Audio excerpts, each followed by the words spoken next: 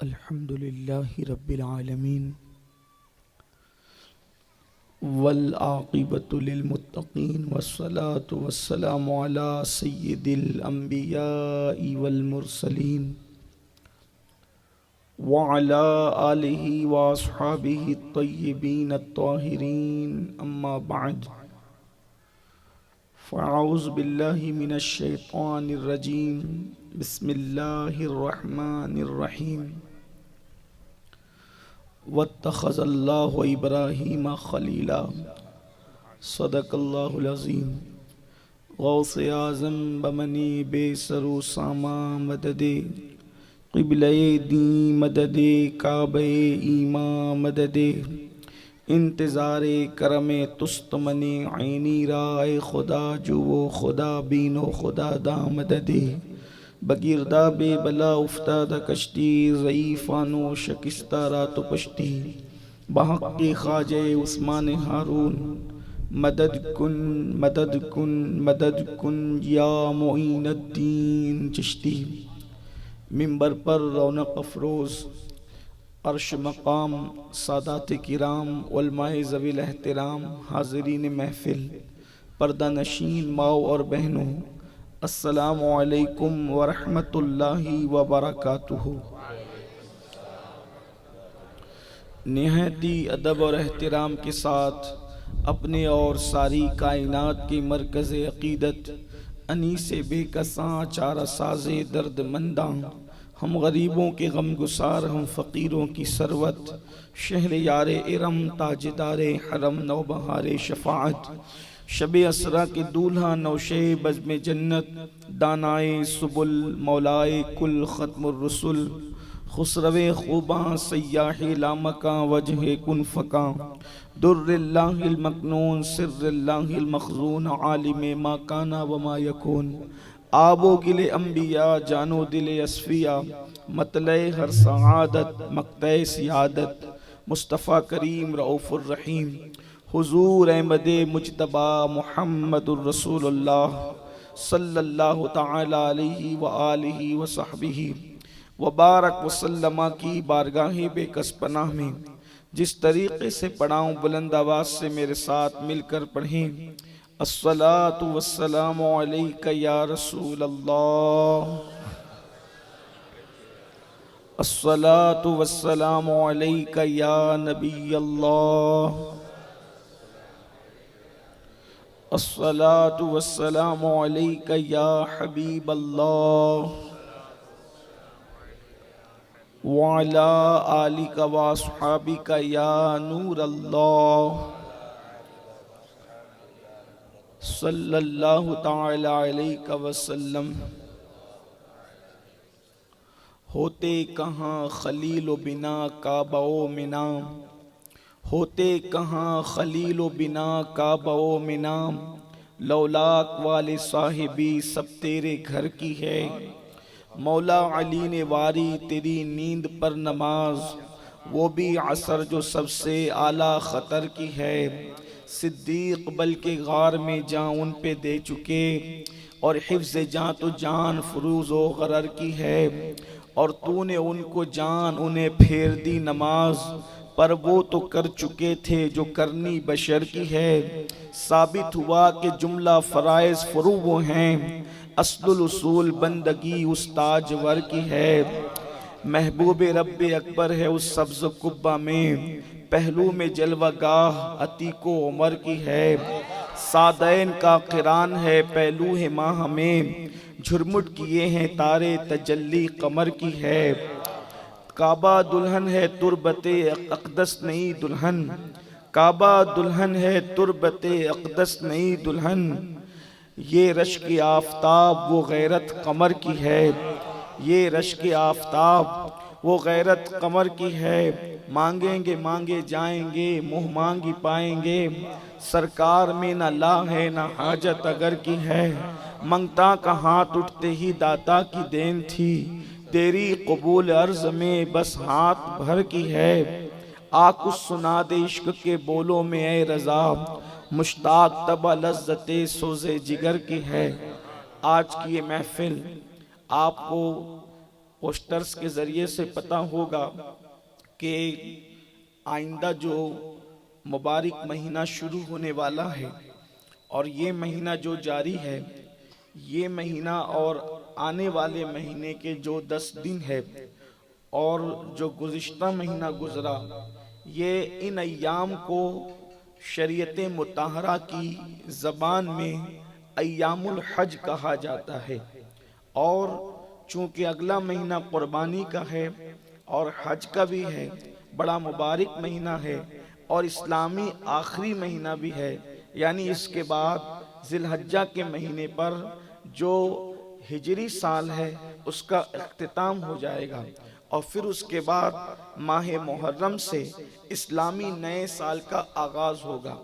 آپ دیکھیں کہ یہ جو ماہ مبارک ذی الحجہ شریف کا ہے، یہ حج ہوں یا قربانی، یہ نسبت رکھتا ہے حضرت ابو الانبیاء ابو زیفان حضرت سیدنا ابراہیم خلیل اللہ علیہ السلام کے حوالے سے۔ اور آج مجھے عنوان دیا گیا ہے حضرت سیدنا ابراہیم خلیل اللہ کی سیرت طیبہ پر کچھ گفتگو کی جائے، اس لیے میں نے قرآن مقدس کی اسی آیہ کریمہ کے حصے کی تلاوت کی ہے جس میں اللہ نے حضرت سیدنا ابراہیم خلیل اللہ علیہ السلام کی شان کو بیان فرمایا ہے۔ پہلے آپ کو یہ معلوم ہونا چاہیے کہ حضرت سیدنا ابراہیم علیہ السلام سے پہلے جتنے انبیاء ہوئے، ابراہیم علیہ السلام سے پہلے جتنے انبیاء ہوئے ان کی تعداد بڑی مختصر ہے، اور ابراہیم علیہ السلام کے بعد پھر جتنے انبیاء ہوئے، خاتم النبیین قائد المرسلین ہمارے آقا و مولا محمد الرسول اللہ ارواحنا فدا صلی اللہ علیہ وآلہ وسلم تک سارے انبیاء حضرت ابراہیم علیہ السلام کی اولاد میں پیدا ہوئے۔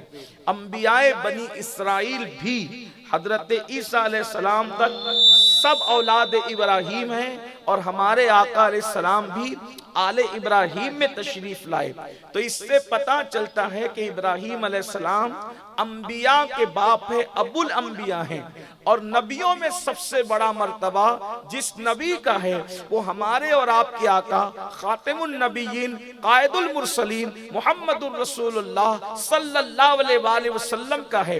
پھر حضور کے بعد دوسرے نمبر پر سب سے بڑا مرتبہ نبیوں میں جس کا ہے میرے آقا علیہ السلام کے بعد، وہ ذات حضرت ابراہیم خلیل اللہ کی ذات ہے۔ آپ اولو العزم رسولوں میں سے ہے، اور اللہ رب العزت نے یہ منصب صرف آپ کو عطا فرمایا کہ اللہ رب العزت نے آپ کو اپنا خلیل کہا۔ اللہ پاک قرآن مقدس میں ارشاد فرماتا ہے وَاتَّخَذَ اللَّهُ إِبْرَاهِيمَ خَلِيلًا، اور اللہ نے ابراہیم کو اپنا گہرا اور پکا دوست قرار دیا۔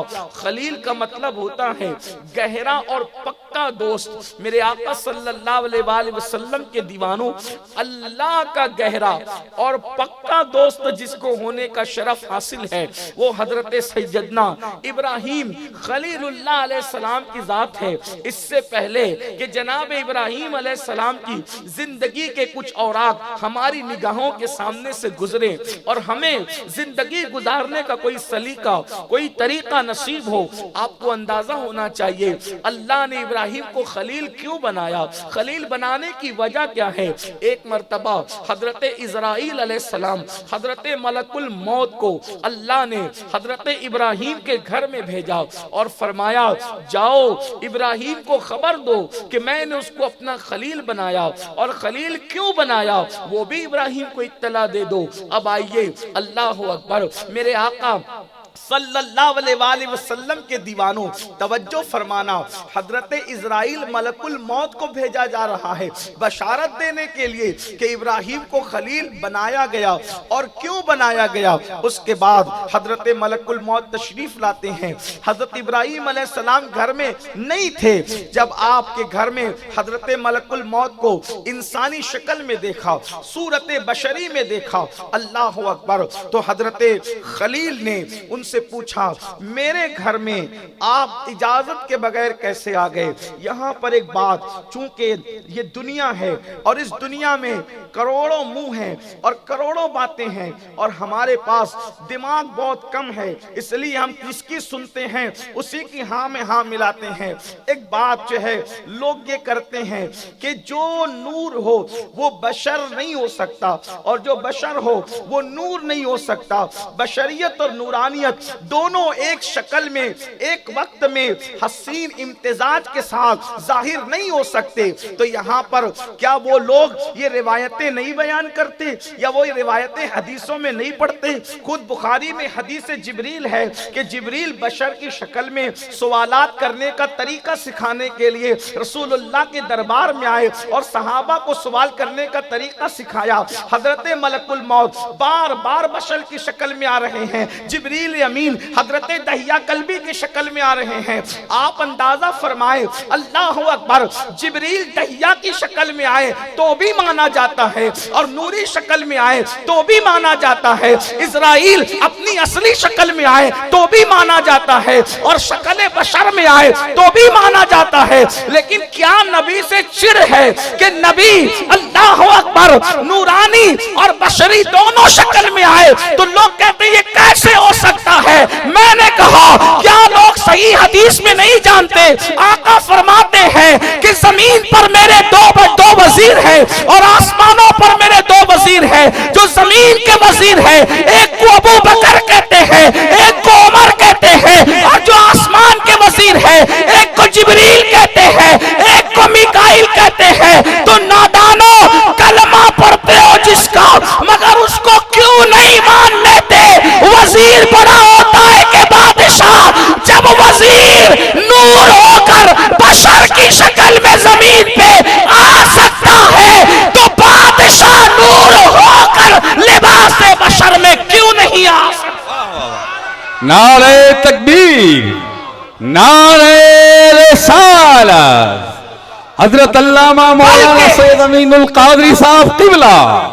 بلکہ ہم تو یہ کہتے ہیں جبریل بھی نور ہے اور ہمارے نبی بھی نور ہے، مگر جبریل محمد رسول اللہ کی طرح نور نہیں ہو سکتا۔ سبحان، حقیقت جبریل جدا ہے، حقیقت محمدی جدا، لیکن لوگ نہیں مانتے۔ حالانکہ جبریل کا بشر ہو کر آنا قرآن سے بھی ثابت ہے۔ حجرہ مریم میں آئے تو لباس بشر میں آئے۔ اب جب وزیروں کو قدرت نے یہ اختیار دے دیا کہ جیسا چاہے لباس پہن لیں، تو پھر بادشاہ کو کیا؟ بھائی وزیر کس کے ہوتے ہیں؟ مزدوروں کے تو نہیں ہوتے، فقیروں کے تو نہیں ہوتے، بیکاریوں کے تو نہیں ہوتے، وزیر تو بادشاہوں کے ہوتے ہیں۔ یہی تو افصح العرب سید الفصحاء کا کمال ہے کہ اپنے آپ کو بادشاہ نہیں کہا لیکن بیان جو کرنا تھا وہ کر دیا۔ عاجزی بھی برقرار رہی، مضمون بھی بیان ہو گیا۔ حضور نے اپنے آپ کو بادشاہ نہیں کہا، پتھر پہ پیٹ پہ پتھر باندھا، لیکن بتایا اچھا پھر کیا کہہ رہے ہیں؟ زمین پہ دو وزیر ہے اور آسمانوں پہ دو وزیر ہے۔ اللہ اکبر، یہ بتا رہے ہیں بادشاہ کی بادشاہت جہاں جہاں ہوتی ہے وزیر بھی وہاں وہاں ہوتے ہیں۔ تو فرمایا یہ مت سمجھنا کہ میری بادشاہ صرف زمین تک ہے، بلکہ آسمانوں پر بھی بادشاہ رکھتا ہوں، وزیر رکھتا ہوں، اسی لیے میری بادشاہت آسمانوں میں بھی ہے۔ اور ایک اور بات، وزیر جہاں تک ہوتا ہے بادشاہت وہاں تک ہو۔ توجہ ہے آپ کی؟ نبی کا ایک وزیر سدرۃ المنتہا پہ رہتا ہے، تو پتا چلا کہ نبی کی بادشاہت سدرہ تک ہے اور اس کے آگے پھر مکان ہی ختم ہے۔ ظاہر سی بات ہے، تو پتا چلا جہاں مکان کا اینڈ ہے، جہاں مکان کا اختتام ہے، وہاں نبی کا وزیر رہتا ہے۔ تو بتا دیا جہاں وزیر ہے وہاں ہماری حکومت ہے۔ اسی لیے تو میرے امام کہتے ہیں سر عرش پر ہے تیری گزر، دل فرش پر ہے تیری نظر، ملکوت ملک میں کوئی شے نہیں وہ جو تجھ پہ آیا نہیں، وہی نامکاں کے مکی ہوئے نا وہ خدا ہے جس کا مکان ہے۔ بات نکلی بات ہو گئی۔ عرض کر رہا تھا کہ حضرت ابراہیم خلیل نے لباس بشر میں ملک الموت کو دیکھا اور پوچھا کہ میری اجازت کے بغیر میرے گھر میں تو آیا کیسے؟ حضرت ملک الموت نے جواب دیا جو اس گھر کا حقیقی مالک ہے اس کی اجازت سے آیا ہوں۔ جواب کے لہجے نے بتا دیا آنے والا چور اچکا ڈاکو نہیں ہے، اس لیے کہ باتوں سے انسان کے ظرف کا پتہ چلتا ہے۔ تو حضرت اسرائیل نے بتایا جو اس کا مالک حقیقی ہے اس کے اذن سے آیا۔ تو فرمایا کون؟ مجھی کو ملک الموت کہتے ہیں، حضرت اسرائیل کہتے ہیں، اور آپ کو ایک بات کرنے آئے ہوں۔ دیکھو اللہ والے کس لہجے میں بات کرتے ہیں، توجہ کریں۔ کہا اللہ نے ایک بندے کو خلیل بنایا اپنا۔ حضرت اسرائیل نے ڈائریکٹ نہیں بتایا بلکہ کیا انداز سے گفتگو کی، کہا اللہ نے ایک بندے کو خلیل بنایا اپنا۔ تو ابراہیم علیہ السلام نے کہا کیا خوش نصیب ہے وہ بندہ، جلدی مجھے پتہ بتاؤ، اگر وہ مشرق میں ہوگا تو بھی چل کے ملنے جاؤں گا، اگر مغرب میں ہوگا تو بھی ملنے جاؤں گا، اس لیے کہ مقام خلت کوئی معمولی مقام ہے، بتائیے تاکہ میں اس بندے کی زیارت کروں کہ اللہ نے اس کو اپنا خلیل بنایا، میرے یار کا جو خلیل ہے اس کی زیارت میرے لازمی ہے۔ تو حضرت ملک الموت نے یہ شوق دیکھا تو فرمایا بتاؤں وہ کون ہے؟ وہ آپ ہی تو ہیں، وہ آپ ہی تو ہیں۔ اب توجہ کرنا، دھیان دینا، کوئی خلیل نہیں ہو سکتا لیکن خلیل کے راستے پہ چل کر کچھ خلیل کی خیرات پا سکتا ہے۔ اللہ اکبر۔ عرض کیا، فرمایا میں خلیل ہوں، کہا آپ ہی کو خلیل بنایا، خوش ہوئے۔ اور پھر کہا اللہ نے مجھے یہ بھی کہا کہ ابراہیم سے کہنا کہ خلیل کیوں بنایا، خلیل بنانے کی وجہ کیا ہے وہ بھی بتا دینا۔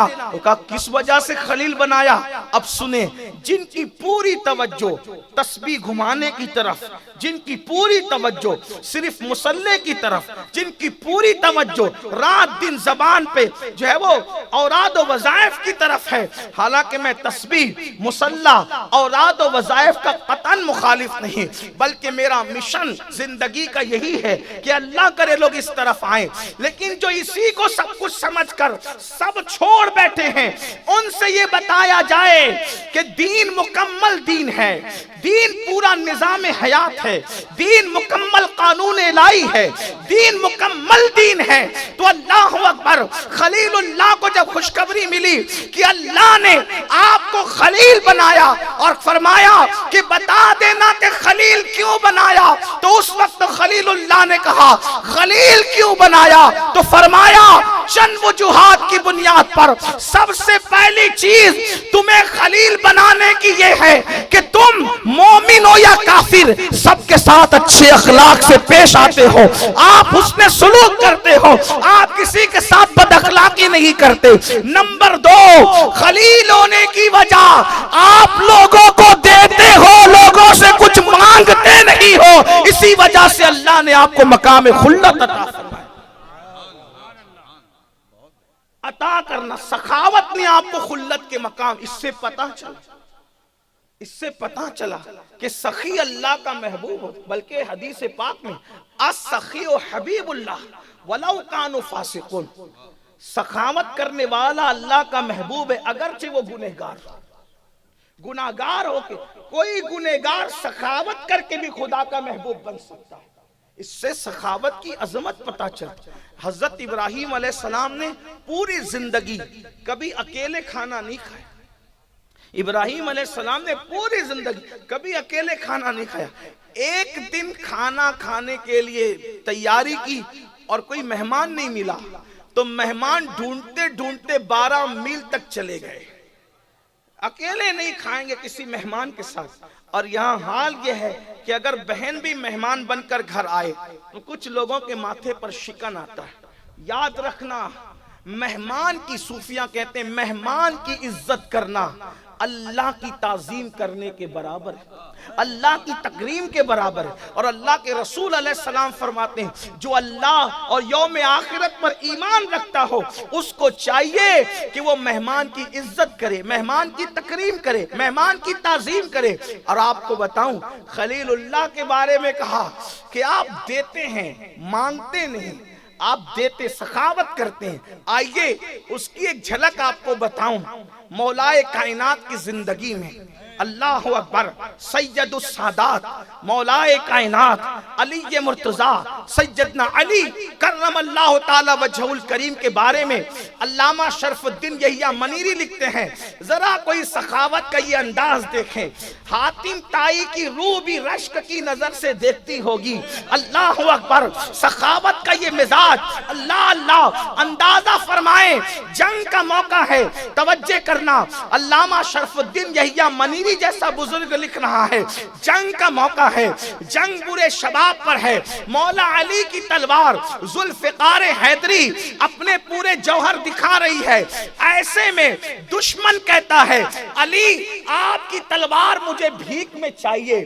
توجہ کرنا، این جنگ کی حالت میں علی یہ مرتضیٰ سے کہا جا رہا ہے علی آپ کی تلوار مجھے بھیک میں چاہیے، اٹھی ہوئی تلوار فوراً آڑی ہو جاتی ہے اور یوں دشمن کے ہاتھ میں دے دی جاتی ہے۔ دشمن تلوار لیتا ہے اور لے کر کہتا ہے کہ علی یا تو بے وقوف ہے، نادان ہے تو، یا تو تجھ جیسا جو ہے وہ بہادر کوئی نہیں۔ میرے مولا نے فرمایا ہم دوست و دشمن نہیں دیکھا کرتے، جو ہاتھ پسار دیتا ہے ہاتھ خالی نہیں کرتے، عطا کر دیا۔ تو نے سائل کے لہجے میں مانگا، میں نے تجھے عطا کر دیا۔ ارے آل ابراہیم کی سخا کا یہ عالم ہے تو ابراہیم کی سخاوت کا عالم ہے۔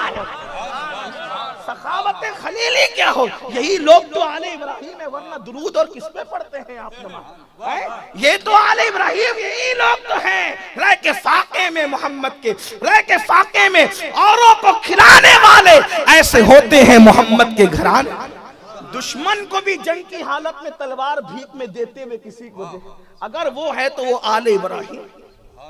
جب یہ اولاد ابراہیم کی سخاوت، اس لیے کہ باپ کا گر اولاد میں نظر آتا ہے، باپ کا حر، باپ کا گر، باپ کا فن، باپ کی صفت اولاد میں دکھتی ہے۔ تو عرض یہ کر رہا تھا کہ اللہ نے فرمایا حضرت ملک الموت سے کہ کہنا کہ تم اخلاق میں بے مثال ہو، سخاوت کرتے ہو، مانگتے ہیں۔ اس سے پتہ چلا نہ مانگنا اللہ کو کتنا پسند ہے، نہ مانگنا اللہ کو کتنا پسند ہے کہ نہ مانگنے والے کو خلیل بنائے، دینا کتنا پسند ہے کہ دینے والے کو خلیل بنائے۔ اسی لیے حضور علیہ السلام نے اپنی پوری زندگی کسی سے کچھ نہیں مانگا۔ اگر کوڑا زمین پہ گر گیا اور حضور اپنی سواری پر ہے تو کسی صحابی کو نہیں کہا کہ میرا کوڑا اٹھا کے دو، کوڑا بھی نہیں مانگا۔ اگر کسی نے دیکھ لیا خود سے پیش کیا نہ نظر پڑی تو حضور خود اتر کر اپنا کوڑا اٹھا لیا کرتے تھے۔ حضور علیہ السلام نے کسی سے کوڑا تک نہ مانگا۔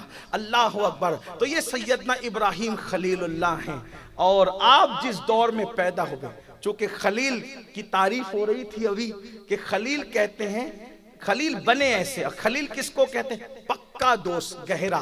مفسرین فرماتے ہیں جس کے دل میں یار کے علاوہ کسی کی جگہ نہ ہو۔ اب سنتے جائیں، اس لیے کہ ہم بڑے مرتبے چاہتے ہیں لیکن اتنے سارے بت دل میں بٹھا رکھیں۔ یاد رکھنا زمین کے بت خانوں کے بتوں کے پجاری، دھیان رکھنا، میرے جملوں پہ غور کرنا، غلط رنگ نہیں دینا، توجہ کرنا۔ زمین کے صنم قدوں کے پجاری یہ تو ہمیشہ جہنم میں رہیں گے، لیکن جنہوں نے دل میں بت رکھے ہیں اور وہ اس کے پجاری ہیں، وہ ان مشرکین سے بھی نچلے طبقے میں رہیں گے۔ یہ بات اچھی طرح یاد۔ تو ہم نے داڑیاں سینے تک لائی ہے، لیکن اس سینے کے اندر جو دل ہے اس میں کتنے بت رکھے ہیں؟ آج آج بھی یہ بت کسی ابراہیم کو آواز دے رہے ہیں کہ کوئی آئے اور ان کو شکستہ کرے، ان سے چھٹی دلائے، اس لیے کہ صنم خانوں کے بتوں کے لیے کوئی محمود آ سکتا ہے، لیکن دل کے بت خانے میں جو بت ہے پھر وہ محمود کا کام نہیں، وہ محمود کے بس کا ہی نہیں ہے۔ آپ کہیں گے اس میں کون سے بت ہیں؟ انہی بتوں نے تو ہمیں اللہ سے دور کر رکھا، انہی بتوں نے ہمیں اللہ سے دور کر رکھا ہے کہ اس میں کون کون بسائے۔ پیسے کا بت، پیسے کی محبت کا بت، غرور کا بت، گھمنڈ کا بت، حسد کا بت، لوگوں کے ساتھ دشمنی اور عداوتوں کا بت۔ اپنے آپ میں ڈوب کے سوچو اس دل میں کس کس کو بسا رکھا۔ حالانکہ ایک دل میں دو چیزیں کبھی نہیں ہو سکتی، ایک دل میں دو چیزیں کبھی نہیں ہو سکتی۔ آئیے ہم کہاں کہاں ناکام ہوتے ہیں، اور خلیل کہتے ہیں اس کو جو یار کے سوا کسی کو نہ چاہے۔ اب آئیے ان کی زندگی دیکھیں، کیسی پرمشقت اور ہمارے لیے دعوت فکر دینے والی زندگی ہے۔ پیدا ہوئے تو ایک انتہائی خطرناک ماحول کے اندر، اور ہمیں توجہ سے اگر آپ سنیں گے تو زیادہ تبصرہ کرنے کی ضرورت نہیں پڑے گی، اور آپ توجہ سے سن بھی رہے، بہت خوبصورت انداز میں سن رہے، اور یہی ماحول چاہیے اس طرح کے عنوان کے، اور آپ نے وہ بنا دیا ہے، بلکہ آپ نے کیا اللہ نے بنا دیا اس کے کرم سے۔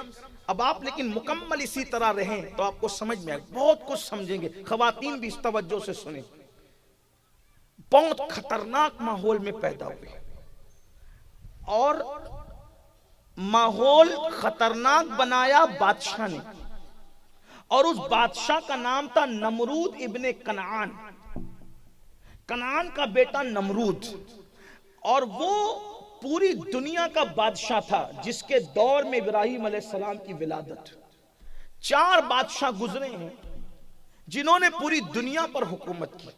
دیکھیے آج نوجوانوں سے توجہ چاہتا ہوں جو عام طور پہ پڑھے لکھے ہیں، آج پوری دنیا پہ حکومت کرنا آسان ہے، لیکن وہ دور کھچروں کا، پیدل کا، اونٹوں کا سفر کا دور تھا۔ اس دور میں عراق میں بیٹھ کر پوری دنیا میں حکومت کرنے والا کتنا ذہین انسان ہوگا، کتنا مائنڈیڈ ہوگا، وہ کتنا ذہین ہوگا۔ نمرود پوری دنیا کا بادشاہ، پوری دنیا کا حاکم، کافر۔ بخت نصر پوری دنیا کا بادشاہ۔ یہ 2 کافر بادشاہ پوری دنیا کے بادشاہ، اور 2 مومن بادشاہ پوری دنیا کے بادشاہ، حضرت سلیمان علیہ السلام اور سکندر ذوالقرنین۔ یہ دونوں پوری دنیا کے 2 بادشاہ مومن ہوئے، 2 بادشاہ غیر مومن ہوئے، اور اب 5واں بادشاہ آئے گا جو پوری دنیا کا بادشاہ ہوگا، اور ان کا نام ہوگا محمد ابن عبداللہ، اور ان کو لوگ پہچانیں گے امام محمد مہدی کے نام سے۔ وہ 5واں بادشاہ ہے جو پوری دنیا کا، وہ منتظر ہے، ساری دنیا ان کا انتظار کر رہی ہے۔ لیکن تھوڑا سا اس پر بات آئیے تو عرض کروں، کچھ یوٹیوب کے جو چینل چلانے والے ہیں ان کو اتنی عجلت ہے امام مہدی کے ظہور کے لیے، خاص طور پر ہمارے پڑوسیوں کو بس اس سال میں آنے والے ہیں، بس اس سال میں بیعت ہے، بس 10 سال میں آنے والے ہیں۔ ایک مفسر قرآن سو کال تو بہت پہلے کہہ چکے، انتقال بھی ہو گیا، لیکن آج تک ان کا مہدی ظہور پذیر نہ ہو سکا۔ لیکن ایک بات آپ کو کہوں، اور یہ بات ہو سکتا ہے شاید اسلام دشمن طاقتوں کی سازش بھی ہو کہ بس اس سال، بس اگلے سال، بس اس سال، اگلے سال، تاکہ تم مہدی کو پہچاننے میں جو ہے وہ مغالطہ کھا جاؤ۔ یاد رکھنا، اور پھر یہ بھی مہدی آئیں گے، آئیں گے، آئیں گے۔ تو اس طرح سے کسی طرح ہمارے اندر بزدلی پیدا کرنا بھی مقصود ہے کہ جب 5 سال میں وہ آنے والے ہیں تو پھر میں نے کیوں کچھ محنت کرنا، مہدی آئیں گے اور پورا انقلاب بپا کر دیں گے۔ 10 سال سال میں آئیں گے پورا انقلاب برپا کر دیں گے، 1 سال میں تو آنے والے، تو میں نے کچھ نہیں کرنا۔ یاد رکھنا مہدی جب آئیں گے ان کے نالین پر میری جان قربان، میری آل قربان، میرے ماں باپ قربان، وہ میرے آقا کے شہزادے ہیں، حضور نے ان کی تعریف کی ہے۔ مگر سنو مہدی اتنی جلدی نہیں آئیں گے۔ ارے ایک چھوٹے سے جلسے میں اگر چند لوگ آواز دیتے ہیں تو ایمان کے نام پہ جب ہزاروں لوگ جمع ہو جاتے ہیں تو اس وقت مہدی کیوں آئیں گے؟ مہدی تو اس وقت آئیں گے جب لوگ اسلام کا نام لینے میں بھی آر محسوس کریں گے۔ ابھی تو اتنی زیادہ بڑی تعداد میں اہل ایمان موجود ہے، اتنی جلدی ظہور مہدی نہیں ہوگا، بلکہ میرے امام اہل سنت نے شیخ محی الدین ابن عربی کے کشف کو سامنے رکھتے ہوئے بتایا کہ جس وقت 20ویں صدی ہوگی ہجرت کی، اس وقت اسلامی حکومت پوری دنیا سے ختم ہو جائے۔ ابھی بھی پوری دنیا میں اکثریت ممالک اسلامی حکومت کی ہیں، اور 20ویں صدی جب ہجرت کی ہوگی تو پوری دنیا سے اسلامی حکومت ختم ہو جائے گی، اور اس کے بعد پھر ظہور مہدی ہوگا۔ یعنی اگر شیخ محی الدین ابن عربی کی تحقیق کو سامنے رکھ کر دیکھا جائے تو ابھی بھی کم و بیش 500 سال موجود ہے۔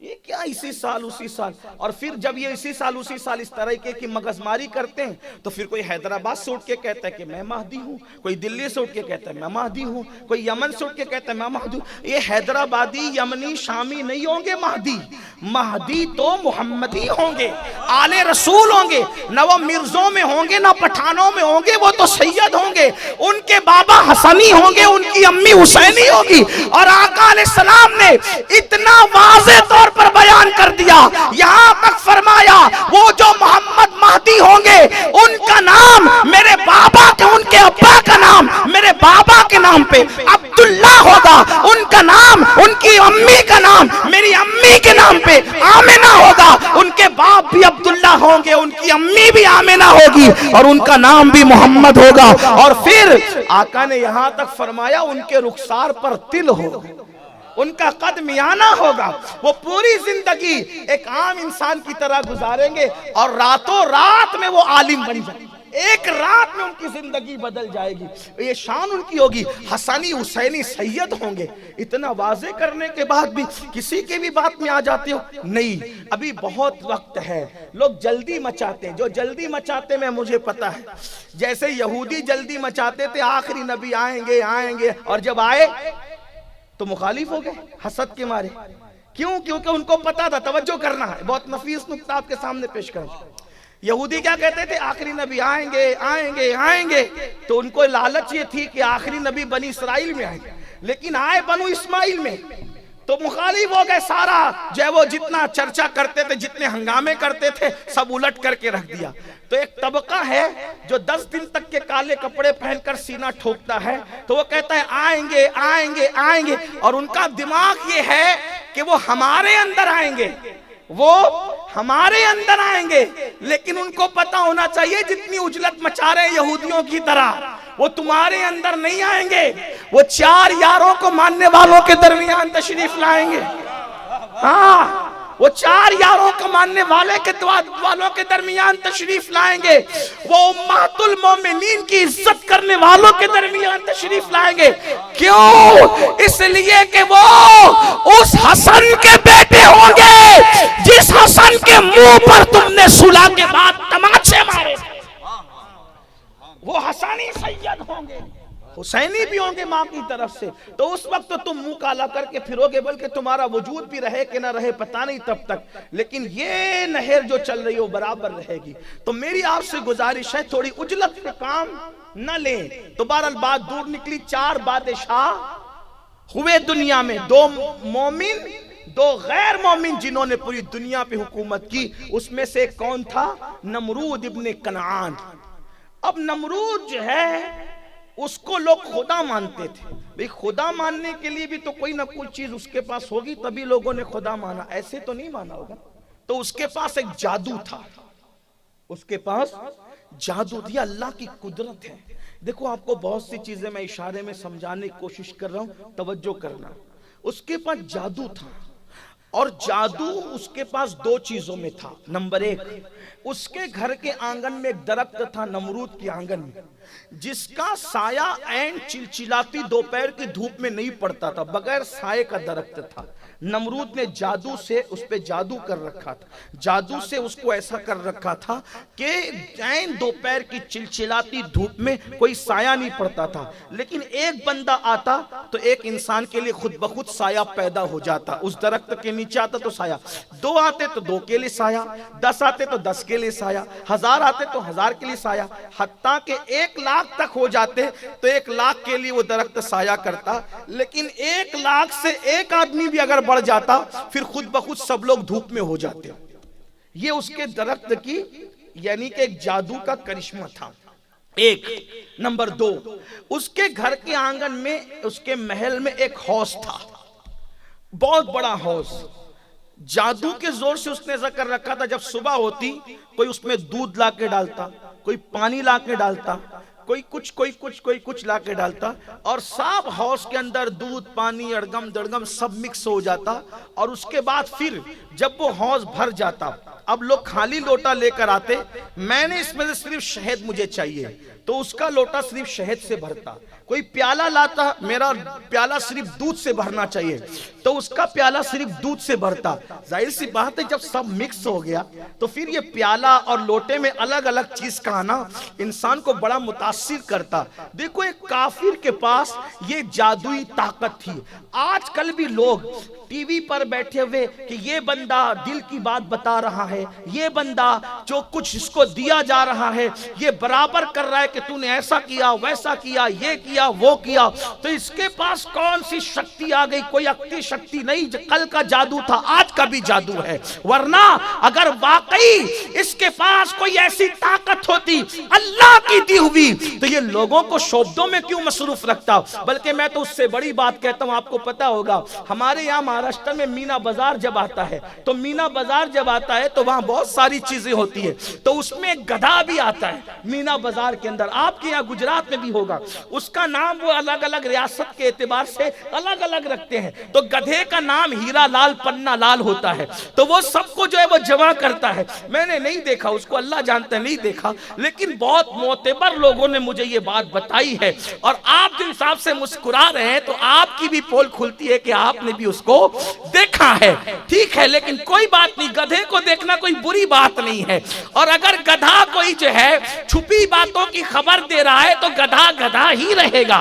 اگر گدھا پرچیوں کو جو ہے دیکھ کر کے کسی کی زندگی کے راز اوپن کر رہا ہے تو گدھا گدھا ہی رہے گا. تو وہ ہیرا لال پنا لال جو گدھا ہوتا ہے مینا بازار میں آتا ہے، پھر ایک سارا وہ مجمع جمع ہوتا ہے، اور پھر کسی کی گھڑی لے لی جاتی ہے، گدھے کی آنکھ میں پٹی ہوتی ہے، اور پھر گھڑی لے کر کسی کے پاس دے دی جاتی ہے، کسی کا چھلا کسی کے پاس دے دیا جاتا ہے، اور پھر گدھے کا مالک اس پٹی آنکھ پر بندھے ہوئے گدھے سے کہتا ہے کہ بتا فلاں کی گھڑی کس کے پاس ہے.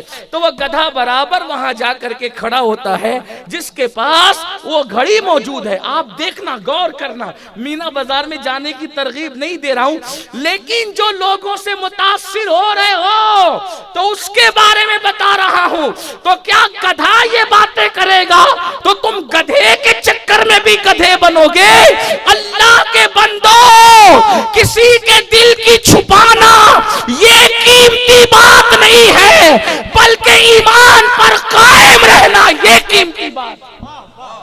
اصل چیز ایمان ہے. نجات کا دار و مدار چھپی ہوئی باتوں کو کھولنے پر نہیں ہے، نجات کا دار و مدار ایمان پر ہے. ورنہ ایک تو ایسا اجمیر شریف میں ملا تھا نا، آیا تھا ہوا میں اڑنے کے لیے، اور ہوا میں اڑنے کے لیے آیا تو میرے خواجہ نفسیات کو سمجھتے تھے. جب وہ ہوا میں اڑا تو خواجہ نے کہا میں نہیں اڑوں گا، کیونکہ اگر میں بھی اڑا تو اس میں اور مجھ میں فرق کیا رہ جائے گا. یہ اللہ والوں کی شان ہے.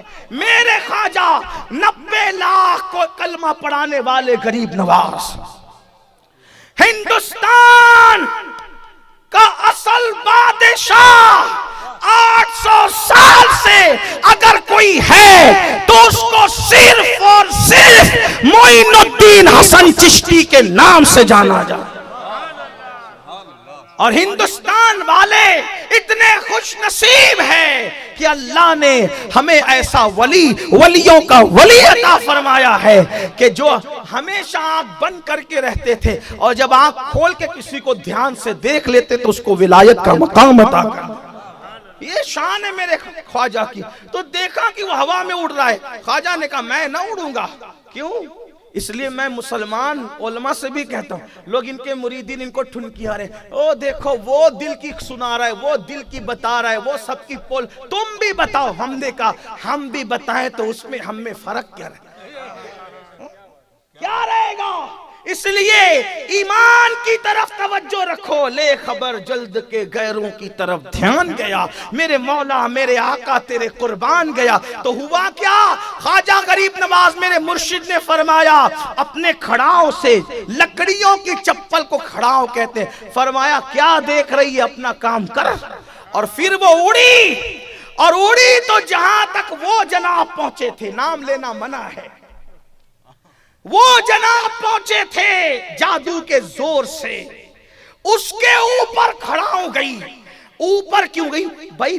گال پہ بھی مار سکتی تھی, پیر پہ بھی مار سکتی تھی, پیٹ پہ بھی مار سکتی تھی, کہیں اور جگہ بھی مار سکتی تھی جہاں سے زیادہ نقصان ہوتا, لیکن ایسا نہیں کیا, بلکہ جہاں وہ گیا اس کے اوپر کھڑا ہو گئی اور جا کر بتا دیا جادو سے جہاں تک تو جا سکتا ہے علی و فاطمہ کے بیٹے کی جوتیوں کی رسائی تیرے اوپر ہے, تاکہ پتا چلے جادو الگ ہوتا ہے, کرامت الگ ہوا کرتی ہے.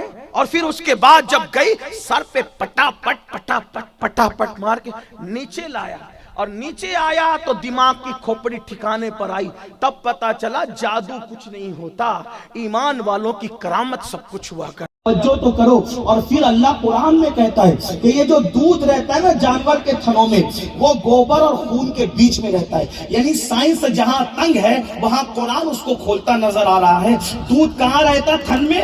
خون اور گوبر کے بیچ میں دودھ رہتا ہے. اتنی باریکی سے قرآن بیان کر رہا ہے, لیکن اللہ کی قدرت ہے, نہ اس میں دودھ کی بو آتی ہے, نہ اس میں گوبر کی بدبو آتی ہے, بلکہ وہ دودھ کیسا ہوتا ہے؟ اللہ فرماتا ہے کہ بڑا لذیذ ہوتا ہے پینے والوں کے لیے, حرق کو جو ہے وہ فرحت بخشتا ہوا. تو میرے آقا علیہ السلام کے پیارے دیوانوں, اللہ رب العزت کی قدرت نہ مانو گے تو پھر کس کی مانو گے؟ اللہ رب العزت کی قدرت کو سمجھو. تو بہرحال آئیے اب ذرا جلدی چلتے ہیں, بات بہت دور سے نکلتی جا رہی ہے, مقصد کی طرف آتے ہیں. تو نمرود نے خواب دیکھا, نمرود کے نجومیوں نے بتایا ایک بچہ پیدا ہوگا, اور جب وہ بچہ پیدا ہوگا تو اس کی روشنی بتا رہی ہے کہ وہ تیرا تخت و تاج الٹ دے گا, تیری حکومت کا خاتمہ کر دے گا. اس کے بعد اس نے کہا خبردار, آج کے بعد کوئی بھی مرد بیوی کے قریب نہ جائے, کوئی بھی بیوی اپنے مرد کے قریب نہ جائے, اور جتنے بچے ماں کے پیٹ میں ہیں سب پہ نظر رکھو اور سب کو قتل کر دو, بیٹی کو زندہ رکھو, بیٹا کو قتل کر دو. اللہ اکبر. یہ سلسلہ چلتا رہا, ہزاروں بچوں کو اس نے قتل کروایا. اور پھر ایک دن ایسا آیا کہ وہ اس کے نجومیوں نے کہا کہ مہاراج آج ہی کی, میں اپنے لہجے میں کہہ رہا ہوں, مہاراج آج ہی کی شب ہے کہ وہ بچہ اپنی ماں کے پیٹ میں آنے والا ہے, کیونکہ آج ہم نے ایسا تارا طلوع ہوتے دیکھا کہ جو اسی کی پیدائش پر طلوع ہونا تھا. اس کا مطلب یہ ہے کہ ہر تارے روز روز طلوع نہیں ہوتے, کچھ تارے خدا چھپا کر رکھتا ہے, اور وہ تارے اس کے مقبول بندوں کی پیدائش پر چمکا کرتے ہیں. تو کیا لوگوں کو اس سے روشنی نہیں ملتی کہ وہ خدا جب نبیوں کی آمد پر مخصوص تارے چمکاتا ہے تو وہ خدا ہے تارے جگمگاتا ہے. ہم خدا نہیں ہیں لیکن ہم بندے ہیں, کم سے کم آمد پیغمبر پر ہم اپنے گھروں کو تو جگمگائیں. اس لیے کہ اشارے کے طور پر یہ سنت الہی کیا ہے کہ مخصوص تارے چمکتے ہیں. خود حضور علیہ السلام کی آمد پر بھی تو ایسا ہی ہوا. ایک یہودی چلا رہا تھا تمہارے گھر میں کس کے یہاں بیٹا پیدا ہوا, کس کے یہاں بیٹا پیدا ہوا, کس کے یہاں بیٹا پیدا ہوا. تو لوگوں نے کہا چلاتا کیوں ہے, بیٹے تو روز پیدا ہوتے, کس کے یہاں پیدا ہوا کا کیا مطلب ہے؟ کہا وہ روز پیدا ہوتے الگ ہے, آج ایک ایسا تارا میں نے طلوع ہوتے دیکھا جو صرف آخری نبی کی پیدائش پر طلوع ہونے والا تھا, وہ طلوع ہو. وہ کہتے ہیں یہ تو لیٹنگ بدعت ہے اور وہ تو شرک ہے. ارے نادان، قدرت چمکاتی ہے نا تارے. تو جس کی قسمت کے ستارے چمکتے ہیں وہی آمد پیغمبر پر کچھ چمکاتے ہیں. جن کے نصیب چمکتے ہیں، جن کے دل چمکے ہوئے ہیں. لیکن کچھ لوگوں کو تو فضول خرچی ہی لگتا ہے. بہرحال تو اس تو کہا کہ آج وہ تارا طلوع ہوتے ہم نے دیکھا، وہ آج اپنی ماں کے پیٹ میں گا. اتنا ڈر تھا وہ خود بھی اپنی بیوی کے قریب نہیں گیا، وہ بھی خود جنگل میں چلا گیا کہ کہیں ایسا تو نہیں کہ کچھ اور ہی ہو. اور پھر سارے مردوں کو دور رکھا. بالآخر صبح ہوئی تو نجومیوں نے کہہ دیا جو آنا تھا وہ آ گیا. شکر. اس کا مطلب قدرت اپنا لکھا ہوا پورا کرتی ہے. کوئی حکومت کتنی ہی دہشت گردی کر لے کسی کو روکنے ٹوکنے کے لیے، حکومتوں کی نہیں چلتی، اصل حاکم حقیقی کی چلتی ہے. ہاں، اس لیے پوری دنیا کے انسان جو مظلوم ہیں ان کو پیغام دے دیا جائے کہ زمین کے اوپر یہ جتنے ٹٹو ہیں یہ بہرحال خدا کی بارگاہ میں مجبور ہے. ہونا وہی ہے جو قادر و مقتدر چاہے گا اور کسی کی چلنے والی نہیں ہے. ان اللہ علی کل شیء قدیر. اور حالات بدلنے کے لیے کوئی براہیم ضرور دنیا میں آتا ہے. ہر ظلم کی انتہا ہے، ہر ظلم کی انتہا ہے. جب رات تاریک ہوتی ہے تو صبح کا سویرا نمودار ہوتا ہے. ہر موسم بدلتا ہے. جب گرمی شباب پر آتی ہے تبھی بارش کا موسم آتا ہے. جب بارش شباب پر آتی ہے تب سردی کا موسم آتا ہے. جب سردی شباب پر آتی ہے پتا چلا جب کسی کا شباب ہوگا تو اس کا خاتمہ ضرور ہوگا. دنیا میں اگر ظلم کا شباب ہے تو لوگوں کو خوشخبری ہے، اس شباب کے بعد ظلم کا اندھیرا ختم ہونے والا ہے اور انصاف کا سورج طلوع ہونے والا ہے. اللہ اکبر. اس لیے اللہ کے بندو اللہ کے در سے چمٹے رہو، اللہ کی دہلیز سے لپٹے رہو. مایوس ہونے کی ضرورت نہیں ہے. امید پر جیو، نا امیدی کفر ہے. اقبال نے کہا تھا بتوں سے تجھ کو امیدیں خدا سے نامیدی، بتوں سے تجھ کو امیدیں خدا سے نامیدی. مجھے بتا تو صحیح اور کافری کیا ہے، کفر اور کیا چیز ہے کہ تجھے دوسروں سے امید ہے اور خدا سے امید نہیں. نہیں دیکھو اتنے پہروں میں آنے والا آ گیا. المختصر یہ 9 مہینے بیت گئے. حضرت طارق کی بیوی نے اللہ اکبر جو ہے ولادت کے وقت جنگل کا رخ کیا. ایک اور خاص بات، عورتوں کے شکم میں، بے حیائی کی بات نہیں کر رہا صرف سمجھانے کے لیے، عورتوں کے شکم میں جب بچہ آتا ہے تو اس کا اظہار ہوتا ہے. لیکن ابراہیم خلیل اس دور میں آئے کہ چونکہ نظریں ڈالی جا رہی تھی تو شکم میں رہے لیکن ماں کا پیٹ ظاہر نہیں ہوا. پتا چلا نبی پیدا بھی ہوتا ہے تو عام بشر کی طرح نہیں آتا بلکہ معجزاتی طور پر آتا. جنگل گئی، ایک غار میں ولادت ہو. حضرت طارق اپنی بیوی کے ساتھ تھی. اتنا خوبصورت بچہ، کتنا خوبصورت. حضور علیہ السلام فرمایا کرتے تھے کہ میرے دادا ابراہیم میرے ہم شکل تھے. وہ میری طرح تھے. آقا فرماتے ہیں وہ میری طرح خوبصورت تھے، بہت حسین و جمیل تھے ابراہیم علیہ السلام. لیکن رو پڑی، اتنا خوبصورت بچہ گھر لے جاؤں گی نمرود کاٹ دے گا. ہزاروں بچے اسی کی وجہ سے تو قتل کیے ہیں تو کاٹ نہ دے. چھوڑ دی، غار میں چھوڑ دیا، چلی گئی. دیکھو اللہ والوں کا امتحان. پیدائش کتنے خطرناک ماحول میں. ایک بات یاد ہے، اللہ جس کی حفاظت کرے، فانوس بن کے جس کی حفاظت ہوا کرے، وہ شمع کیا بجھے جسے روشن خدا کرے. یہاں اپنے طالب علموں سے کہتا ہوں، آپ کہتے ہو ہمارے ساتھ تعصب ہوتا ہے، ہماری مارکس کاٹی جاتی، ہمیں نوکریاں نہیں ملتی. میں کہتا ہوں محنت کرو اور تقدیر کی الجھی ہوئی زلفوں کو ناخن تدبیر سے سنوارنے کی کوشش کیا کرو. کسی حالات سے متاثر نہیں ہونا اور بالکل مایوس نہیں ہونا. ڈٹو، چیلنجز کا مقابلہ کرو. ہم مارنے پیٹنے والے لوگ نہیں, ہم لڑنے جھگڑنے والے لوگ نہیں, لیکن حالات کا مقابلہ عقاب کی طرح کرو. جیسے جب بارش ہونے والی ہوتی ہے, چڑیا کوے چیل سب بارش کا ان کو اندازہ ہوتا ہے, اب ٹھنڈی ہوا آ رہی تو بارش ہوگی, بادل آئے تو بارش ہوگی, سب اپنے اپنے گھونسلوں میں جا کر کے گھس جاتے ہیں. ایک ہی پرندہ ہوتا ہے, نہ جو گھونسلہ بناتا ہے نہ جو گھونسلے میں جاتا ہے, اس کو عقاب کہتے ہیں. عقاب وہ انتظار کرتا ہے, اے بارش آ تاکہ میں تیرے چیلنج کا مقابلہ کروں. اور جب بارش جتنی زور ہوتی ہے وہ اتنی بلندی پہ اڑتا ہے اور موسم کے ساتھ انجوائے کرتا ہے. کیا ہوتا ہے, وہ انجوائے کرتا ہے موسم کے ساتھ. موسم بدلتا ہے, عقاب کا کچھ نہیں بگاڑتا. بلا تمثیل مومنوں کے بچوں تم عقاب کی طرح ہو. موسم کوئی ہو اس سے انجوائے کیا کرو, ڈرا مت کرو, اس لیے کہ ہونا وہی ہے جو اللہ چاہے گا. موت لکھی ہے موت آئے گی, زندگی لکھی ہے زندگی ہوگی. یاد رکھنا. اللہ اکبر. ایک غار میں ابراہیم علیہ السلام کو ڈال کر ماں نکل گئی. بتائیں کیا ہے, انگوٹھا چوستے ہیں تو انگوٹھے کے اندر دودھ آ رہا ہے. انگوٹھے میں اللہ نے دودھ پیدا کر دیا. کو لوگ اللہ کی شان کو سمجھے, توحید کو سمجھے, اللہ کی قدرت کو. اگر آج بھی کوئی ابراہیم کی طرح انگوٹھا چوسنے والا ہو تو خدا اس کے انگوٹھے میں بھی غذا پیدا کرتا ہے. اللہ اکبر. اچھا میں نے تیرے تو جو چیز اللہ کو سونپی جائے وہ کبھی ضائع نہیں. جو چیز اللہ کو سونپی جائے وہ کبھی, اسی لیے گھر سے بچے نکلو تو ان کو فی امان اللہ کہا کر, اور تم گھر سے نکلو تو بچوں کو یاد کراؤ کہ وہ تمہیں فی امان اللہ کا مطلب ہوتا ہے اللہ کی امان میں. اور جو چیز اللہ کی امان میں ہو اس کا کبھی نقصان نہیں ہوتا, بلکہ اس کی برکت میں نے دیکھی. اس کی برکت ہم نے اپنے بزرگوں سے سنا تھا, ہم نے اپنی آنکھوں سے کئی مرتبہ دیکھی. میرے تیسرے نمبر کے بھائی حافظ سید مقیم, ان کا ایکسیڈنٹ ہو, مالیگاؤں کے ہاسپٹل میں لے کر گئے. پورا محلہ سحری کے وقت رمضان شریف میں پورا محلہ جمع ہو گیا.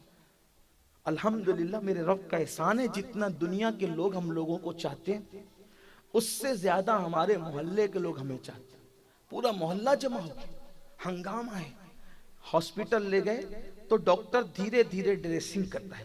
میں تو اندر نہ جا سکا, مجھ سے خون نہیں دیکھا جاتا, اندر نہ جا سکا. تو تاخیر ہو رہی تو میں نے کہا ہمارے ساتھی جمیل رضوی صاحب سے کہ بھی جلدی نکالو, کیونکہ ڈاکٹر کہتا ہے یہاں علاج نہیں ہوگا, دھولیا لے جانا. مالیگاؤں سے دھولیا 50 کلومیٹر, دھولیا لے جانا پڑے. تو ڈاکٹر سے کو جلدی کرو, تو وہ ڈاکٹروں کہتے ہیں بھی جلدی کر. تو کہتا ہے دھولیا لے جانا یا علاج نہیں ہوگا تو جلدی کر, معاملہ بہت نازک. تو اس نے کان میں کہا دھولیا نہیں جا پائے گا یہ, اسی لیے میں دھیرے دھیرے کر رہا ہوں کہ جو ہونا یہی ہو جائے. یہ حالت تھی, یہ نہیں جا پائے گا دھولیا. وہ اس نے کہا کہ تو جلدی کر, جو ہونا ہے وہ ہوگا لیکن تو جلدی کر. اور انہوں نے آ کے میرے کان میں یہ بات کہی اور پھر اس کو ایمبولینس میں رکھا گیا. میں تو نہ جا سکا, ساتھ میں میرا حوصلہ نہ تھا. گھر کے لوگوں نے کہا جا رہے. میں نے کہا جو ابراہیم اور موسیٰ کی امیوں نے کہا تھا میں بھی وہی کہتا ہوں, اس کو میں نے تیری امان میں دیا. فی امان اللہ. اللہ کی عزت کی قسم, اللہ کی عزت کی قسم, کہ ٹھیک 1 ہفتے کے بعد وہ اچھا ہو کے گھر آ گیا. اس لیے آپ سے بھی کہتا ہوں اللہ پہ بھروسہ. دیکھو اللہ سے کچھ چیزیں لینے کے لیے نیک ہونے کی ضرورت نہیں ہے, اللہ پر بھروسہ ہونا چاہیے. دعا کی قبولیت کے لیے بھی نیک ہونے کی ضرورت نہیں, اللہ پہ بھروسہ ہونا چاہیے. اپنی باتیں اللہ سے منوانے کے لیے نیک ہونے کی ضرورت نہیں, اللہ پہ بھروسہ ہونا چاہیے. جو اللہ پہ یقین کرے اللہ اس کے لیے کافی ہے. اس لیے گھر سے نکلو تو فی امان اللہ بول کر اپنے بچوں کو یہ یاد دلا دو فی امان اللہ. فی حضرت ابراہیم علیہ السلام کی امی نے کہا کہ میں تجھے تیری امان میں دیتی ہوں, اور جب واپس لوٹی تو دل دھک دھک کر رہا تھا. فوراً خیال ہے تو نے تو اللہ کی امان میں دیا ہے نا. جب وہاں پہنچی تو کیا دیکھا, جنگل کے درندے چاروں طرف سے گھیر کے بیٹھے ہیں اور حضرت ابراہیم کی حفاظت کر. اسی غار کے اندر ابراہیم علیہ السلام کی پرورش ہوئی, اور تقریباً 11 یا 12 سال تک کے ابراہیم علیہ السلام اسی غار میں رہے. اور جب عمر بڑھ گئی تب آپ باہر تشریف لائے, اور جب باہر آئے تو پھر جو کیا وہ ایک طویل داستان ہے, لیکن بات بہت دور سے دور گئی، اینڈ کی طرف جانا تو ہوگا۔ یہ داستان اتنی طویل ہے، اتنی لمبی ہے کہ گھنٹوں میں بھی ختم نہیں ہوگی، اور مجھے میرے آقاؤں کی زندگی پڑھنے کا ایسا لطف ہے، ایسا چسکا ہے کہ تھوڑی دیر کے اندر یہ داستان مکمل نہیں ہوتی، اس کے لیے طویل وقت چاہیے۔ لیکن اینڈ کرتا ہوں، اللہ نے آپ کو اپنا خلیل بنایا، اور خلیل اس کو کہتے ہیں کہ جو یار کے علاوہ کسی کو نہ چاہے، یعنی محبت سب سے کرے، لیکن جب یار کی محبت اور دوسروں کی محبت آمنے سامنے ہو جائے تو سب کو قربان کر دے۔ اس کی جلوگری دیکھیں آپ، اس کی جلوگری۔ خلیل تھے نا، خلیل، اللہ نے کہا پہلا امتحان پیدائش گار میں ہوئی، دوسرا امتحان اللہ کی محبت میں آگ میں ڈالے جائے۔ نمرود سے مناظرہ کیا تھا نا آپ نے، نمرود سے کہا تھا میرا اللہ وہ ہے جو مارتا بھی اور جلاتا بھی ہے، تو اس الو نے کہا کہ یہ کام تو میں بھی کر سکتا، مارو جلا تو میں بھی سکتا۔ کیسے جلا سکتے ہو؟ ایک آدمی جا رہا تھا، اس کو پکڑ کے مروا ڈالا، دیکھو کہا میں نے مار دیا، اور ایک کو پھانسی کی سزا تھی، اس کو چھڑا کر کے کہا گھر جا، تو کہا دیکھو میں نے زندگی دے دی۔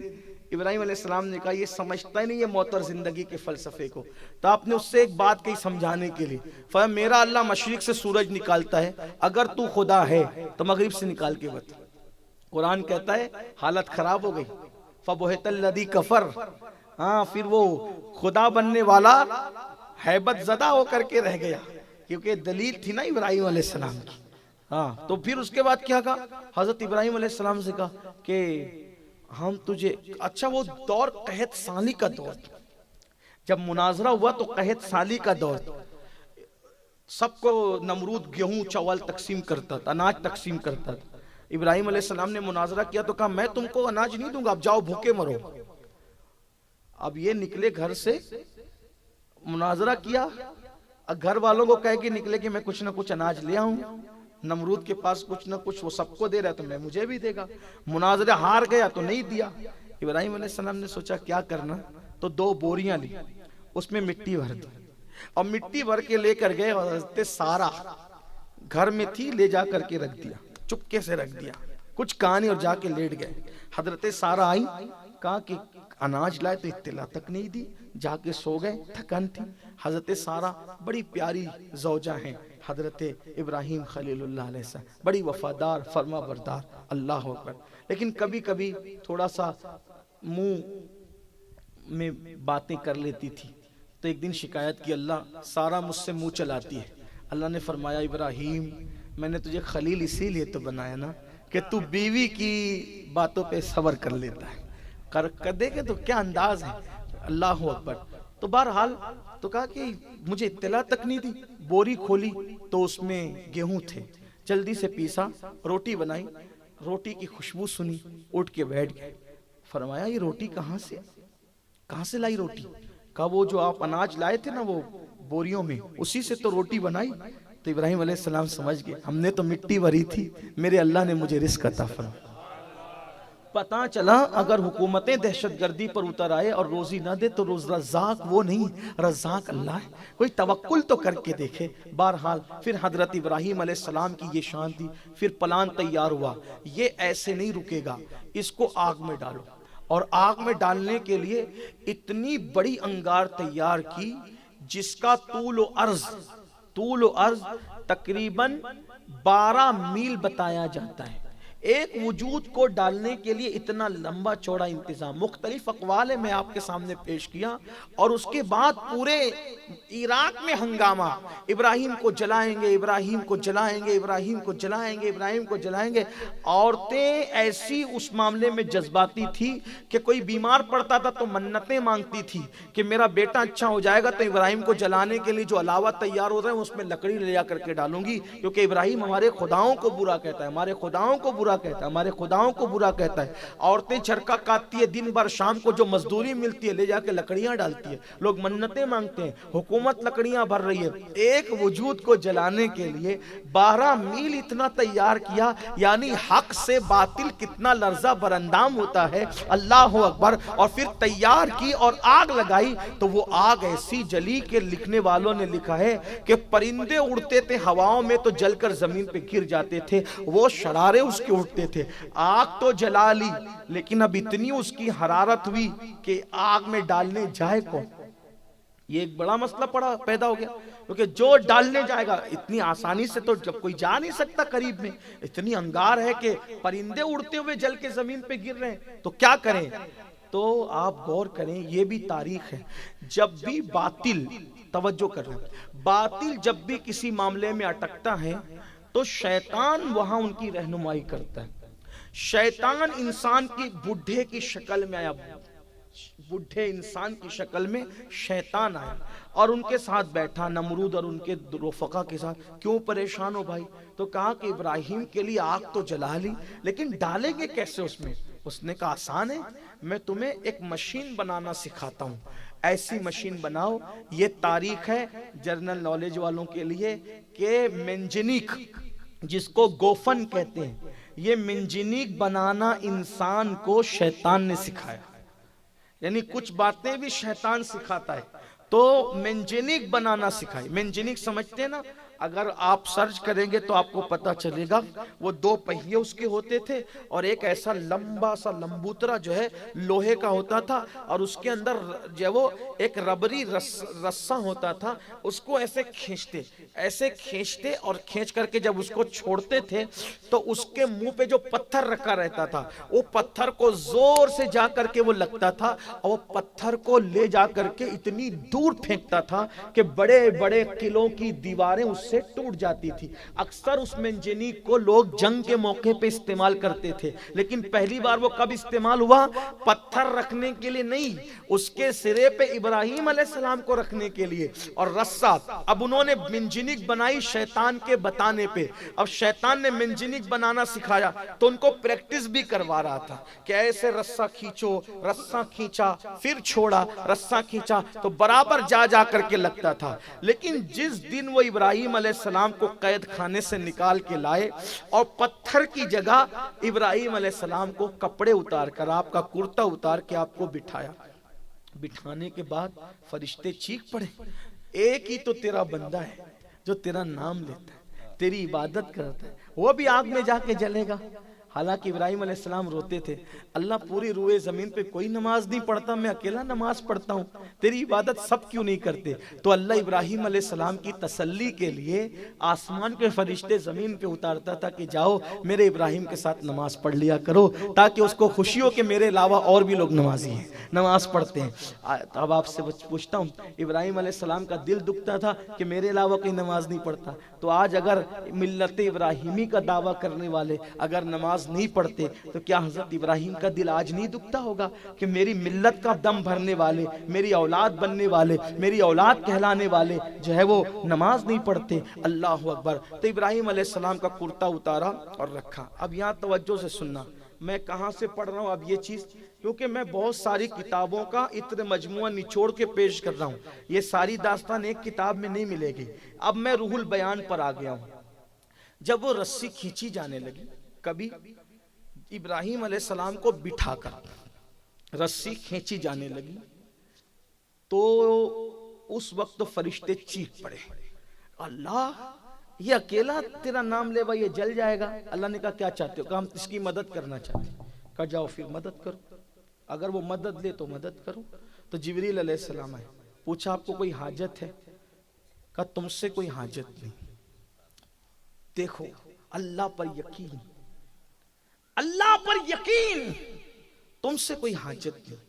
تو جبریل علیہ السلام نے کہا مجھ سے نہیں ہے، اللہ سے ہے نا، تو اللہ ہی سے کہو. میں وہاں جاتا ہوں جہاں کوئی نہیں جا سکتا، تو میں آپ کی حاجت پیش کروں گا. کیا جواب دیا؟ اسی کو عشق کہتے ہیں. اسی کو یقین کہتے ہیں، اسی کو توکل کہتے ہیں، اور قدرت یہی دیکھتی ہے، اور اللہ کی مدد ہمیشہ وہاں آتی ہے جب ساری امداد ختم ہو جاتی ہے۔ جب ابراہیم خلیل اللہ کو جبریل علیہ السلام نے کہا مجھ سے نہ کہتے تو اللہ سے کہیں، وہی مدد کرے گا، وہاں جاتا ہوں جہاں کوئی نہیں جاتا، تو کیا کہا پتہ ہے؟ کہنے کی حاجت نہیں ہے، جو مدد کرنے والا ہے اس پر سب آیا ہے، وہ دیکھ رہا ہے، وہ دیکھ رہا ہے۔ فرشتے آئے، اب انہوں نے کچھ نہیں کہا جبریل کو تو منع کر دیا، ہمیں منع کریں گے، تو انہوں نے کیا کیا؟ نمرود کے لوگ آدمی ادھر رسہ کھینچ رہے ہیں، ادھر فرشتے ادھر سے کھینچ رہے ہیں، تو کل تک کے رسہ آسانی سے کھینچتا تھا، جاتا تھا، آتا تھا، آتا تھا، جاتا تھا، لیکن آج ابراہیم علیہ السلام کو بٹھا کے رسہ کھینچا، رسہ کھینچاتا ہی نہیں۔ رسہ کیا کر ابراہیم کو بٹھا کے کیا ہو گیا کہ رسہ کھینچاتا ہی نہیں؟ اتنے میں پھر شیطان آیا، اور شیطان نے آ کر کے کہا رسہ ایسے نہیں کھینچائے گا، کچھ عورتوں کو بلاؤ۔ یہ روح البیان سے ماں بہنوں کی خاص توجہ، کچھ عورتوں کو بلاؤ۔ عورتوں کو بلایا، ان سے کہو اپنے دوپٹے اتار دو۔ جیسے انہوں نے اپنے دوپٹے اتارے، فوراً رسہ کھینچ گیا، فوراً رسہ کھینچ گیا، ان کا کام ہو گیا۔ علامہ اسماعیل حقی رحمت اللہ علیہ اس پہ تفسیرہ کرتے ہوئے فرماتے ہیں، ہمارے بزرگوں نے تفسیرہ کیا، عورتیں آئی اور دوپٹہ انہوں نے سر سے ہٹایا، تو رسہ کیوں کھنچ گیا؟ پہلے کیوں نہیں کھنچ رہا تھا؟ تو اس وقت ہمارے بزرگ فرماتے ہیں کہ ادھر سے نمرودی کھینچ رہے تھے، ادھر سے فرشتے کھینچ رہے تھے، تو چونکہ فرشتوں کی طاقت کے سامنے ان کی طاقت کام نہیں کر رہی تھی، تو شیطان نے کیا کیا؟ عورتوں کو بلوایا اور دوپٹے ہٹوائے۔ تو جیسے ہی اپنے سر سے ان عورتوں نے دوپٹے ہٹائے، اس دوپٹے ہٹانے کی نحوست سے سارے وہاں سے رحمت کے فرشتے چلے گئے واپس، کیونکہ جہاں کھلے سر والی عورت ہوگی وہاں پر رحمت کے فرشتے کبھی نہیں ہوں گے۔ اور اس پر اشارت النص کے اعتبار سے اگر یہ واقعہ لکھنے میں اسماعیل حقی صحیح ہیں، توجہ کرنا، کیونکہ بھئی قلم کسی کا بھی پھسل سکتا ہے آج کل، تو حالات لوگ ایسے ہی نا کہ لوگ تفسیریں کرتے ہیں یہ روایت ضعیف ہے اور ایسی ہے ویسی، اس لیے میں کہہ رہا ہوں، ورنہ اسماعیل حقی میرے لیے دلیل ہے، ہم اپنے بزرگوں کو دلیل مانتے ہیں، لیکن اعتراض کرنے والوں کے لیے کہہ رہا ہوں اگر اسماعیل حقی اس واقعے کو لکھنے میں سچے ہیں، حق و ثواب پر ہیں، تو توجہ کریں، ابراہیم جیسا پیغمبر موجود ہے، اور اگر عورت سر سے دوپٹہ ہٹا لے تو وہاں بھی رحمت کے فرشتے ٹک نہیں رہے ہیں، بلکہ وہاں سے غیرت کی وجہ سے چلے جا رہے ہیں۔ نبی تو وہاں اللہ اکبر دشمن کے نرغے میں امتحان دے رہا ہے، نبی کا رہنا وہاں تو امتحان کی تکمیل کے لیے ہے، لیکن فرشتے وہاں رکے نہیں، چلے گئے۔ اب آپ سے پوچھنا چاہتا ہوں، آپ کہتے ہیں ہمارے گھر میں برکت نہیں، ہماری بیٹی کو رشتے نہیں، ہمارے گھر میں مصیبتیں، ہمارے گھر میں بیماریاں، اللہ کے بندوں تمہاری بیٹیوں کے سر پہ دوپٹے کب ہے؟ تمہاری بیویوں کے سر پہ دوپٹے کب ہے؟ اللہ اکبر، رحمت کب ہوگی؟ جب رحمت کے فرشتوں کا نزول ہوگا۔ برکت کب ہوگی؟ جب رحمت کے فرشتوں کا نزول ہوگا۔ جس گھر میں رحمت کے فرشتے کبھی آئے ہی نہیں، اس گھر میں رحمت کا نزول کیسے ہوگا؟ پھر آپ تعویذ کتنے بھی بڑے پیر سے لے لو، جس گھر میں رحمت کے فرشتے نہ آئے اس گھر کے اندر رحمت نہیں آ سکتی۔ یاد رکھو، اللہ اکبر، یہ فلسفہ شیطان نے نمرودیوں کو بتایا، اگر رحمت کے فرشتوں کو ہٹانا ہے تو عورتوں کو ننگے سر کر کے لا کے کھڑا کر دو، رحمت کے فرشتے چلے جائیں گے۔ اسی لیے یہود اور اسلام دشمن طاقتوں نے ایسا کیا کہ ہماری بیٹیوں کو آدھی آستین کے کپڑے پہنا دیے، ان کے سروں سے دوپٹے ہٹوا دیے۔ اللہ اکبر، عورتوں کو ننگا کیا جا رہا ہے، عورتوں کو عوریاں کیا جا رہا ہے، عورتوں کو بے پردہ کیا جا رہا ہے، تاکہ رحمت کے فرشتوں سے تم محروم ہو جاؤ اور تم در در کے بھکاری بنو۔ اگر رحمتیں چاہتے ہو تو اپنے گھر کی خواتین سے کہو کہ وہ اپنے گھر میں رہیں، تب بھی کم سے کم سر کو ڈھانک کر کے رکھیں۔ بلکہ اس سے بڑی ایک بات علامہ اسماعیل حقی نے لکھی ہے کہ جب اللہ کے رسول علیہ السلام پہلی وحی کے بعد گھر میں آئے، توجہ کریں، یہ سورۃ الانبیاء کے باب میں انہوں نے لکھی ہے اسماعیل حقی علیہ السلام، جب حضور گھر میں تشریف لائے تو حضرت خدیجہ سے کہا، اماں خدیجہ پاک سے، زملونی مجھے چادر اڑاؤ۔ تو کہا کیا ہوا؟ فرمایا میں ایک فرشتہ دیکھ رہا ہوں، میں ایک فرشتہ دیکھ رہا ہوں. فرشتہ؟ ہاں. اس نے کیا کہا؟ اقرا بسم ربک الذی، پوری داستان بتائی. تو آپ کہا رکیے، ابھی وہ فرشتہ دکھتا ہے آپ کو؟ ہاں دکھ رہا ہے. ادھر آئے. ابھی دکھتا ہے؟ ہاں دکھتا ہے. اما جان خدیجہ نے سر سے دوپٹہ ہٹایا. یہ علامہ اسماعیل حقی نے لکھا ہے، میں اس کو نقل کر رہا ہوں عبرت کے لیے. اپنے سر سے دوپٹہ ہٹایا. پھر پوچھا اے میرے سلطان وہ فرشتہ دکھ رہا ہے ابھی؟ کہا نہیں خدیجہ اب وہ نہیں دکھتا.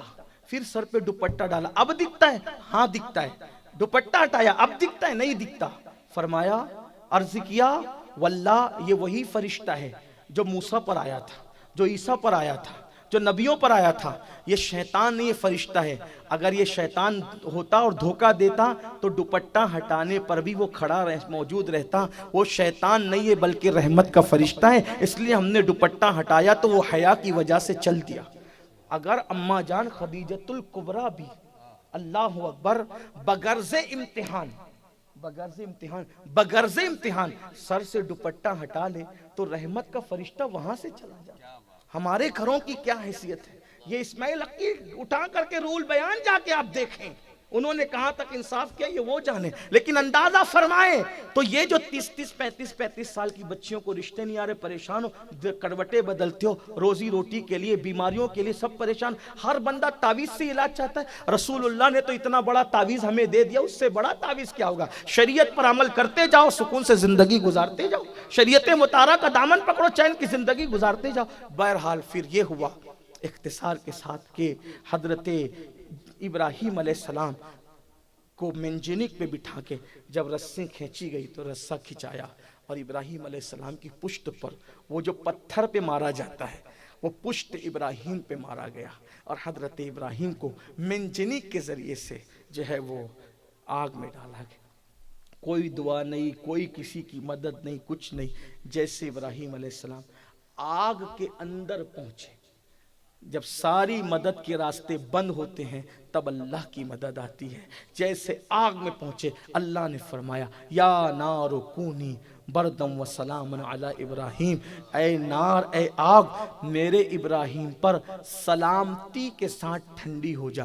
مفسرین کہتے ہیں جس دن ابراہیم پر آگ ٹھنڈی ہوئی اس دن پوری دنیا میں آگ نے جلانے کا کام کہیں نہیں کیا، پوری دنیا کی آگ ٹھنڈی ہو گئی. لیکن کیا کہا؟ سلامن علی ابراہیم، سلامتی کے ساتھ ٹھنڈی ہو جا. مفسرین کہتے ہیں اگر اللہ سلامتی کے ساتھ نہ فرماتا تو آگ اتنی ٹھنڈی ہو سکتی تھی کہ نقصان پہنچاتی. تو پھر ٹھنڈی ہوئی تو اب تو وہ آگ نہ رہی، وہ باغ بن گئی. اب آپ کو حیرت ہوگی، آزر جو چچا تھا، تو جب ابراہیم علیہ السلام نکلے تو اب آپ کی پوزیشن دوسری تھی، سب رشک کی نظر سے دیکھتے تھے. آزر جو چچا تھا اس نے کہا دیکھا یہ ابراہیم کو جو آگ نے نہیں جلایا نا وہ میری وجہ سے نہیں جلایا کیونکہ یہ میرا بھتیجا ہے. جب اس نے ڈینگیں ماری اسی آگ سے علاوے سے آگ نکلی اور آزر کو جلا کے خاکستر کر دیا اور اس کا قصہ تمام کر دیا. اب ابراہیم علیہ السلام نے فرمایا ٹھیک ہے اگر میرا رہنا تم کو اچھا نہیں لگتا تو میں عراق سے ہجرت کر کے ملک شام جاتا ہوں. ہجرت ہر نبی کی سنت ہے. آپ نے حضرت سارہ کو ساتھ لیا اور امتحان مکمل کر کے عراق چھوڑ کر ملک شام کی طرف چلے. جب عراق چھوڑا تو اللہ نے نبی کے قدموں کی برکت سے عذاب کو روک رکھا تھا. جیسے ہی ابراہیم علیہ السلام نے عراق چھوڑا اللہ نے ان پر مچھروں کا عذاب نازل فرمایا. اتنے مچھر آئے کہ سارے نمرودیوں کا خون چوس گئے، چمڑی چاٹ گئے، گوشت چاٹ گئے، حتیٰ کہ ان کی ہڈیاں بھی چاٹ گئے. سب کا ان لوگوں نے خاتمہ کیا اور آخری تک نمرود کو کچھ نہیں ہوا. یہ سب وہ منظر دیکھتا رہا، تڑپتا رہا، سسکتا رہا اور آخری میں پھر نمرود کی ناک میں ایک لنگڑا مچھر گھسا. ایک لنگڑا مچھر، اللہ کی طرف سے ذلت دیکھو، ذلت. ایک لنگڑا سا مچھر نمرود کی ناک میں گھسا اور گھس کر کے اس نے دماغ تک جگہ بنائی اور وہ جب حرکت کرتا تو نمرود کے سر میں ایسی تکلیف ہوتی کہ وہ چیختا اور اس کو سکون کب ملتا پتہ ہے؟ جب اس کے سر پہ جوتے مارے جاتے تب اس کو آرام ملتا. تو پھر اس نے چونکہ قوم کے لوگ تو مر رہے تھے، مر چکے تھے، تو اس نے پھر اور طرف سے جو ایسے ظالم نہ تھے، ادھر سے آدمی مقرر کیا کہ اس کے سر پہ وہ جوتے مارے تاکہ آرام ملے، اور اسی حالت میں ذلت کی موت، پھر وہ مرا اور اس کی ہڈیاں چاٹ لی، اس کا دماغ چاٹ لیا نمرود کا مچھر نے۔ اس طرح سے اس کا خاتمہ ہوا۔ پوری دنیا کا بادشاہ ایک لنگڑے مچھر سے اللہ نے ہلاک کر کے بتا دیا، طاقت بادشاہ اور حکومت کی نہیں ہے، طاقت صرف رب محمد کی ہے۔ ادھر حضرت ابراہیم علیہ السلام ہجرت کے لیے نکلے، ساتھ میں خوبصورت بیوی تھی اور ایک بھتیجا تھا، اس بھتیجے کا نام لوط علیہ السلام تھا۔ حضرت لوط کے ابا جو ہے وہ وصال کر گئے تھے، اب یہ ایک بھتیجے کو لے کر، ایک بیوی کو لے کے آپ ہجرت کرتے ہیں، اور رستے میں پھر آپ کو ایک بادشاہ کا سامنا ہوتا ہے۔ تو وہ بادشاہ کا حال یہ تھا کہ وہ خوبصورت عورت جس کے پاس دیکھتا تھا بیوی چھین لیتا تھا، لیکن اگر بہن ہوتی تھی تو نہیں چھینتا تھا۔ تو ایسے ہی وہ آپ تو کہ بہت خوبصورت تھی، بادشاہ کے سپاہیوں نے پوچھا کون ہے، کون ہے؟ تو حضرت ابراہیم علیہ السلام نے، آپ نے جھوٹ بھی نہیں بولا اور لوگوں کو ایسا لگا کہ کام بھی بن جائے۔ کیا فرمایا؟ یہ میری بہن ہے۔ چونکہ ہر عورت اور مرد آدم کے رشتے سے بہن بھائی ہوتے ہیں، اس کو منطقی بات کہتے ہیں۔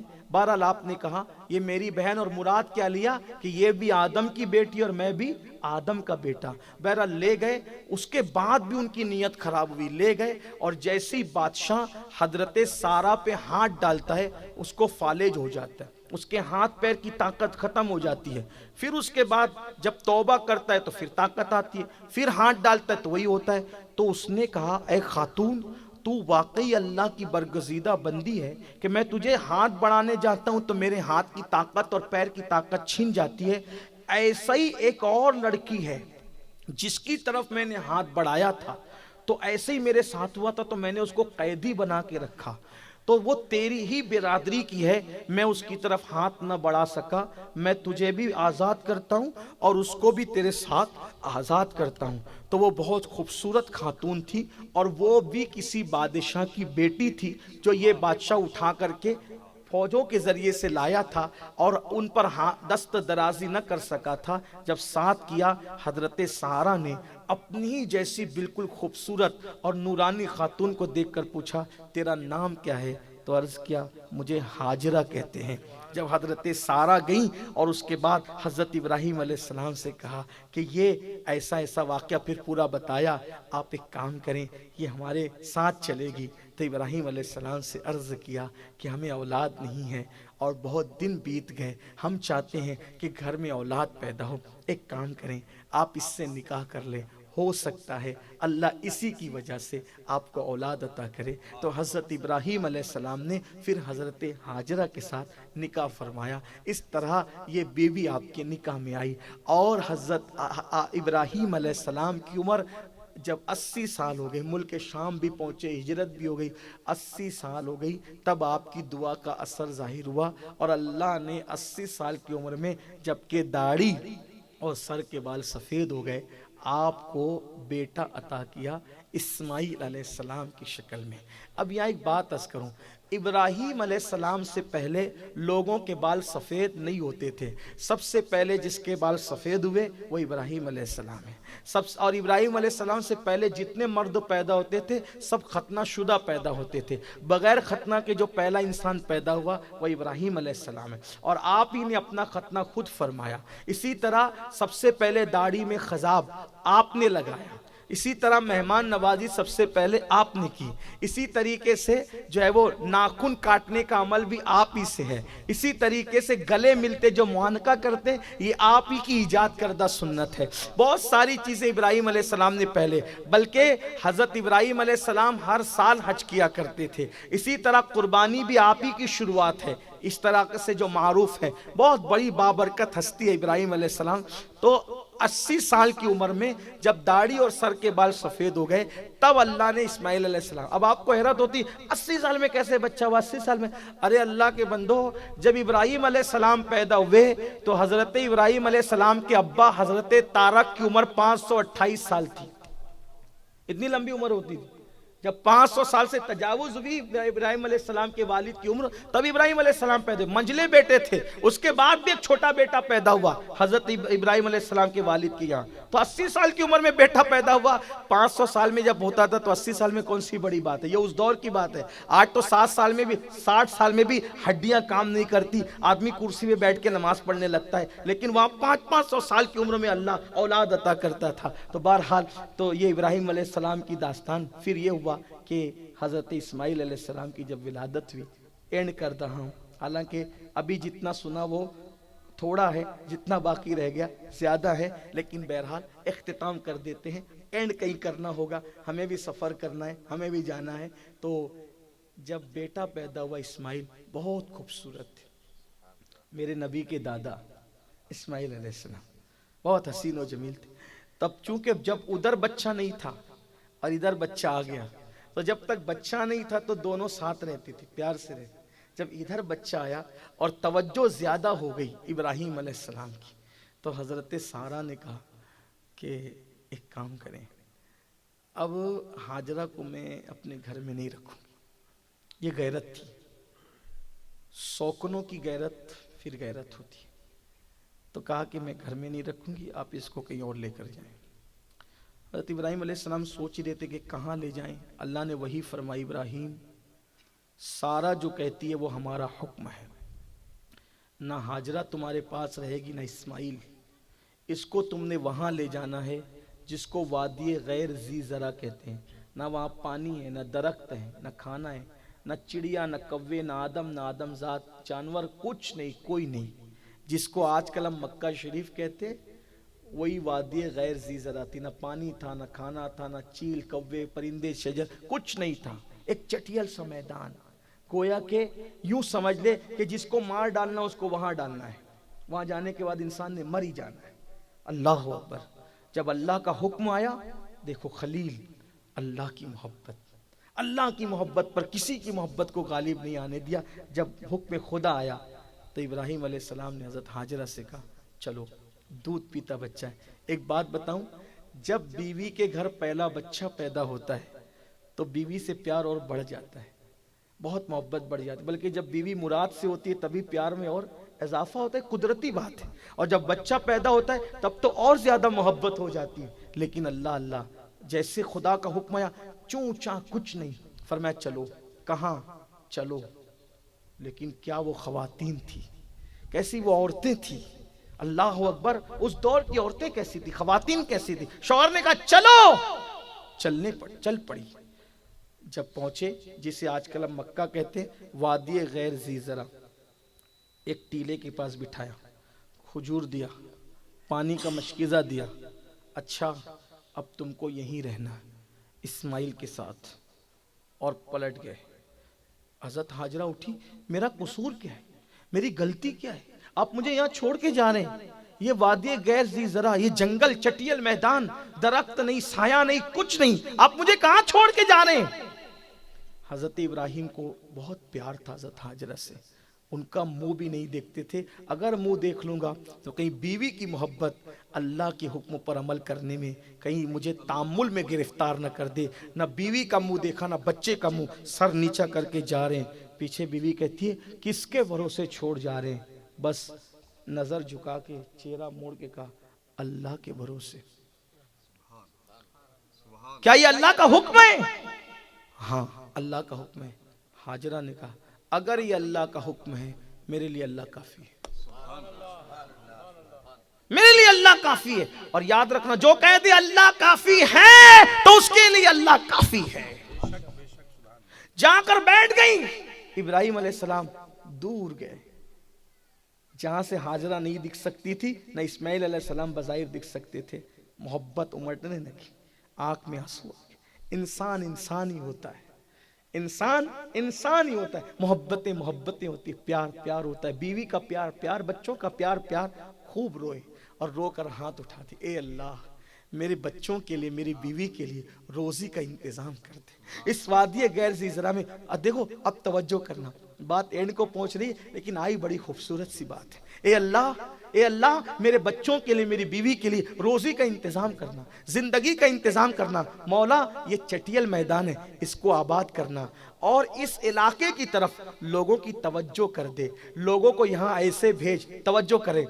تصور میں لائے آج کے مکہ کو اور خلیل کی دعا کو، دعائے خلیل کو، اے اللہ اسے آباد کر، روزی کا انتظام کر اور لوگوں کی توجہ کو اس جانب مائل کر۔ یہاں لوگ ایسے آئیں جیسے پرندے گھونسلوں کی طرف آتے ہیں، یہاں لوگ ایسے آئیں جیسے پرندے گھونسلوں کی طرف آتے ہیں۔ جب میں حاجیوں کو بسوں سے اترتے ہوئے اور ٹکڑیوں کے ساتھ لبیک پڑھتے ہوئے حرم کی طرف جاتے دیکھتا ہوں تو میرا دل کہتا ہے دعائے خلیلی کا اثر ہے، کیونکہ پرندے گھونسلے کی طرف جاتے ہیں تو جماعت در جماعت جاتے ہیں، ٹکڑی در ٹکڑی جاتے ہیں، آواز کرتے ہوئے جاتے ہیں۔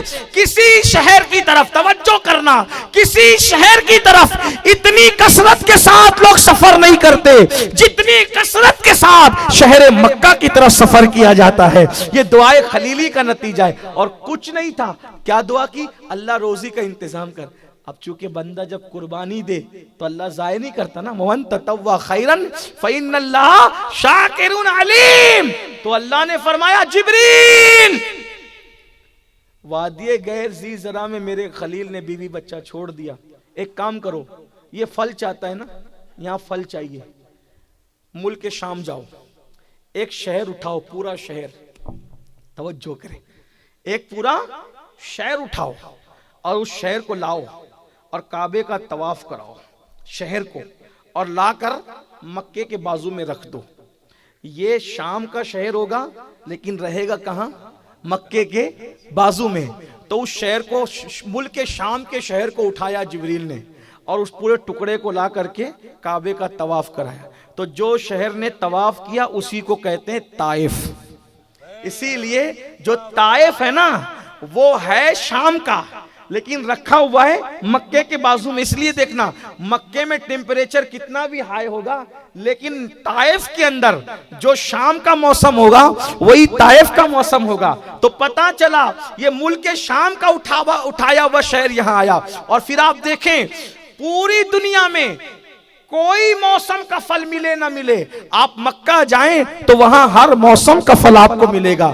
حضرت ہاجرہ رک گئی، بیٹھ گئی، کھجوریں چند دن میں ختم ہو گئی۔ اس کے بعد اللہ اکبر پانی ختم ہو گیا، اور پھر جب کھجوریں ختم ہوئی، پانی ختم ہوا، اسماعیل علیہ السلام کا گلا خشک ہونے لگا تو پھر رونے لگے، دودھ سوکھ گیا، رونے لگے۔ اور پھر آپ نے سوچا اب تو موت کے سوا کچھ نہیں، لیکن کہا تھا میرے لیے اللہ کافی ہے۔ تو آپ نے بچے کو زمین پہ لٹایا، اپنے بچے کو، اور پانی کی تلاش میں نکلی۔ دو چھوٹی چھوٹی پہاڑیاں تھی، پہاڑ پہ کھڑی ہوتی، چھوٹے ٹیلے پہ ادھر ادھر پانی دیکھتی، اور پھر ادھر نہیں دکھا تو ادھر کے پہاڑ پہ جاتی۔ تو جب چلتے چلتے اترتی، بچے کا خیال آتا، اپنے بچے کا، تو تیزی سے دوڑنے لگتی اور پھر ادھر جاتی، وہاں دیکھتی، نظر نہیں آتا۔ تو وہ جو چھوٹی چھوٹی پہاڑیاں تھی نا، ایک کو صفا کہتے ہیں، ایک کو مروہ کہتے ہیں۔ اور جب آپ خیال میں دوڑتی تھی وہاں ہمیں بھی اللہ دوڑاتا ہے، جاؤ دوڑو۔ ہاں کچھ لوگ کہتے ہیں یہ بزرگوں کا طریقہ زندہ کرنا کیا ہے؟ میں نے کہا اسی کو حج کہتے ہیں۔ حج یادوں کو مٹانے کا نام نہیں، حج تو یادوں کو تازہ کرنے۔ ارے ہاجرہ دوڑ رہی تھی پانی کے لیے، آج پانی کی کیا کمی ہے؟ وہاں تو پانی نکلا ہوا ہے، اتنا ہے کہ جتنا کہیں نہیں اتنا پانی ہوا ہے، کیوں دوڑتے ہو؟ اور کہا اللہ دوڑا رہا ہے۔ اور آپ دیکھیں کوئی شریف آدمی کہیں دوڑے تو لوگ حیرت سے دیکھیں گے، یار حافظ سراج کیوں دوڑ رہے ہیں؟ شریف حافظ عبدالرحیم کیوں دوڑ، حاجی شبیر پٹیل کیوں دوڑ، حاجی خلیل کیوں دوڑ رہے ہیں؟ یہ لوگ دوڑنے والے لوگ ہیں، شریف لوگ دوڑا نہیں کرتے۔ لیکن سارے شریفوں کو جب تک وہاں دوڑیں گے نہیں عمرہ مکمل نہیں ہو رہا ہے، حج مکمل نہیں ہو رہا ہے۔ کیا بتایا جا رہا ہے؟ کیوں دوڑایا جا رہا ہے؟ کہاں یہ عقل کا کام نہیں ہے، میرے محبوب بندوں کی یادوں کو مٹانا نہیں بلکہ میرے محبوب بندوں کی یادوں کو زندہ کرنے کا نام عبادت۔ دوڑ رہی ہے، آخر کار اللہ اکبر ماں تڑپتی ہے، اور جب ماں تڑپتی ہے اور تڑپ کر بچے کو دیکھتی ہے تو پھر کیا ہوتا ہے؟ وہی شہزادہ خلیل اللہ کا جسے ذبیح اللہ بننا تھا، پیروں کو زمین پہ رگڑتے ہیں تو پانی کا چشمہ پھوٹ پڑتا ہے. جب پانی دیکھا تو قریب گئی. بس اینڈ پہ پہنچتے ہیں حصول برکت کے لیے. ماں کی عظمت کیا ہے؟ ماں تڑپتی ہے. لوگ ماں کو کیا سمجھتے ہیں؟ ماں تڑپتی ہے تو زمزم نکلتا ہے. ماں تڑپتی ہے تو زمزم نکلتا ہے. یہ ماں کی تڑپ کی شان ہے. لوگ ماں کی تڑپ کو تو سمجھیں. صفا مروہ پر کھڑے ہونے والی تڑپتی ہوئی ماں کی جب تڑپ بڑھی تو شہزادے کے پیروں کی رگڑ سے پانی کا چشمہ پھوٹا. فوراً گئی اور خیال تھا، اجلت تھا، یہ پانی بہہ کے ختم نہ ہو. توجہ، یہ پانی بہہ کے ختم نہ ہو جائے. تو جلدی سے وہاں پر جو ہے وہ مٹی لگائی اور اجلت میں پانی سے بات کرنے لگی. پانی سے بات کرنے، کہا الماء زمزم، اے پانی رک، مت کہیں جائیں، یہی رک. آقا فرماتے ہیں اللہ میری دادی ہاجرہ پہ رحمت فرمائے، اگر انہوں نے پانی کو زمزم نہ کہا ہوتا، رک نہ کہا ہوتا تو وہ پانی پوری روئے زمین پہ پھیل جاتا. زمین کا 1 انچ ٹکڑا نہ ملتا جہاں زمزم نہ پھیلا، بلکہ زمزم ہوتا بھی نہیں، وہ تو پھر لہرنے والا ہوتا، بہنے والا ہوتا. وہ زمزم جو نکلا اللہ کو ادا اتنی پسند آئی، انہوں نے تو رکنے کے لیے زمزم کہا. آج بھی اسے لوگ زمزم کہتے ہیں.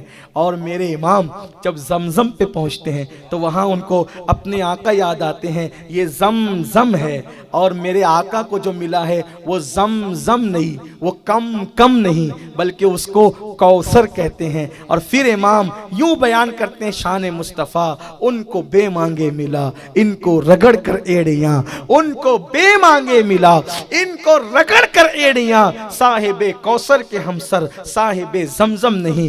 زمزم نکلا، پانی پیا. زمزم ایک ایسا پانی ہے، اس کی خصوصیت ہے پیو تو بھوک بھی مٹتی ہے، پیاس بھی مٹتی ہے، تھکن بھی دور ہوتی ہے، بیماری بھی دور ہوتی ہے. جس مقصد کے تحت پیو وہ مقصد پورا ہو جاتا ہے. پھر زمزم نکلا تو پھر ایک قافلہ ادھر سے گزر رہا تھا تو دیکھا کہ چڑیا اور پرندے منڈلا رہے ہیں. انہوں نے سمجھ لیا جہاں چڑیا اور پرندے منڈلائے سمجھ لو وہاں پانی ہے. آئے پانی دیکھا، پانی پیا. دیکھا ایک خاتون بیٹھی ہوئی ہیں، تو پوچھا یہ کنواں کس کا ہے؟ میرا ہے، اگر اجازت دے تو ہم یہاں رکیں. رکو، شوق سے رکو. یہ پہلا قافلہ تھا جو مکے میں آ کر کے رک گیا. میں اکثر ذوق میں کہتا ہوں، توجہ، ذوق میں کہتا ہوں، اگر شوہر بیوی سے سچی وفا کر لے، اگر شوہر بیوی سے سچی وفا کر لے تو اس کے رخسار کے تل پر سمرقند اور بخارا جیسے شہر بستے ہیں اور اسی کی یاد میں تاج محل جیسی عمارتیں بنتی ہیں. اور اگر بیوی شوہر سے وفا کر کے صداقت کے ساتھ بیٹھ جائے تو مکہ جیسا شہر بستا ہے اور کعبہ جیسی عمارت بنتی ہے. قافلہ آیا، بنو جرہم اس قافلے کا نام تھا. رکے، ٹھہرے. اسماعیل علیہ السلام دن بدن بڑے ہو رہے تھے. اسی قافلے والے آبادی ان کی بڑی. قرار یہ ہوا زمزم ہمارا ہوگا، کنواں ہمارا ہوگا، استعمال تم کرو گے. پھر اس کے بعد اسی خاندان میں حضرت اسماعیل علیہ السلام کی پہلی شادی ہوئی. جب پہلی شادی ہوئی یعنی ابھی آپ جو ہے وہ اس عمر کو پہنچ چکے تھے. حضرت ابراہیم اسماعیل علیہ السلام تقریباً شادی کی عمر کو آپ کی شادی ہو گئی، لیکن اس درمیان میں ایک واقعہ پیش آیا قربانی کا، جو آپ ہمیشہ عیدگاہ کے موقع پہ سنتے ہیں. اب وہ میں نہیں بیان کروں گا، لیکن جب شادی ہوئی تو ابراہیم علیہ السلام ہفتے میں 15 دن میں اب ملنے کے لیے اللہ کی اجازت ہو گئی تھی، آنے لگے تھے. کیونکہ ادھر اسحاق علیہ السلام بھی پیدا ہو چکے تھے، ادھر یہ بڑے ہو رہے تھے، ادھر اسحاق علیہ السلام کی ولادت ہوئی تو حضرت سارہ نے اجازت دے دی، اللہ کی طرف سے اذن مل گیا، آنے لگے. تو حضرت ابراہیم علیہ السلام جب پہلی مرتبہ شادی کے بعد آئے تو اسماعیل علیہ السلام جنگل گئے تھے لکڑیاں کاٹنے کے لیے. جنگل گئے تھے، آئے آپ پوچھا کہ تمہارے شوہر کہاں ہیں؟ وہ جنگل گئے لکڑیاں کاٹنے. اچھا کیسا چل رہا ہے، کیا حالات ہے؟ بہت خراب حالات ہے حضرت، کھانا نہیں ہے، پانی نہیں ہے، بہت برے حالات ہے، گھر میں کچھ اچھا نہیں ہے. فرمایا اچھا تمہارے شوہر آئے تو کہہ دینا کہ ملک شام سے کوئی آیا تھا، سلام بولا اور کہا گھر کی چوکھٹ اچھی نہیں ہے، چوکھٹ بدل دینا. گھر کی چوکھٹ اچھی نہیں ہے، چوکھٹ بدل دینا. جیسے ہی چلے گئے تو اسماعیل علیہ السلام آئے تو رونے لگے، اور روئے تو پوچھا کہ بابا کی خوشبو آ رہی ہے. بابا آئے تھے کیا؟ اور تمہارے بابا کون ہے مجھے نہیں پتا، البتہ ایک بہت خوبصورت بزرگ آئے تھے۔ اچھا کیا کہہ رہے تھے؟ سلام کہا آپ کو، اور کچھ کہا کہ گھر کی چوکھٹ اچھی نہیں ہے، چوکھٹ بدل دینا۔ اچھا تو پھر اس کا مطلب تم میرے گھر میں رہنے کے قابل نہیں ہو۔ کیوں؟ اس عورت نے گھر کی شکایت کی، گھر میں اچھا نہیں ہے، حالات اچھے نہیں ہیں، برکت نہیں ہے۔ تو جو عورت شکایت کرنے والی ہو وہ نبی کے گھر میں رہنے کے قابل نہیں ہے، کیونکہ اسماعیل علیہ السلام کے گھر میں جو عورت رہنی تھی وہ نبیوں کی ماں، سید الانبیاء کی ماں بننے والی تھی نا، تو اس لیے وہاں تو کوئی چھوٹے دل اور دماغ والے کی جگہ ہی نہیں تھی۔ پھر اس کے بعد چند دنوں کے بعد دوسری شادی کی اسماعیل علیہ السلام نے، پھر اس کے بعد آئے، اب بھی جنگل گئے تھے، اب آئے پوچھا کہ کہاں گئے تمہارے شوہر؟ جنگل گئے۔ کیا حالات ہیں؟ حضرت کیا کہنے، میرے شوہر بڑے نیک ہیں، بہت حالات اچھے ہیں، بہت اچھے سے گزر، جو ہے اللہ کا شکر ہے، اللہ جس حال میں رکھے شکر ہے۔ چلے گئے، کہا شوہر آئے سلام کہنا، کہا بزرگ آئے تھے کہہ گئے چوکھٹ بہت اچھی ہے، قدر کر کے عزت کے ساتھ رکھنا۔ آئے پھر رو پڑے، بابا کی خوشبو آ رہی ہے، کہاں کوئی آئے تھے؟ ارے بزرگ آئے تھے، کیا کہا؟ سلام کہا، اور کیا کہا؟ چوکھٹ بہت اچھی ہے تو عزت کے ساتھ سنبھال کے رکھنا۔ کہا اچھا اس کا مطلب میرے بابا بول گئے کہ تم میرے گھر میں رہنے کے قابل ہو۔ اسی خاتون کو اللہ کی تعریف اتنی پسند آئی کہ اللہ نے انہی کی نسل میں پھر محمد الرسول اللہ کو پیدا۔ غریب سادہ و رنگی ہے داستان حرم، نہایت اس کی حسین، ابتدا ہے اسماعیل، وما علینا الا البلاغ۔ السلام علیکم۔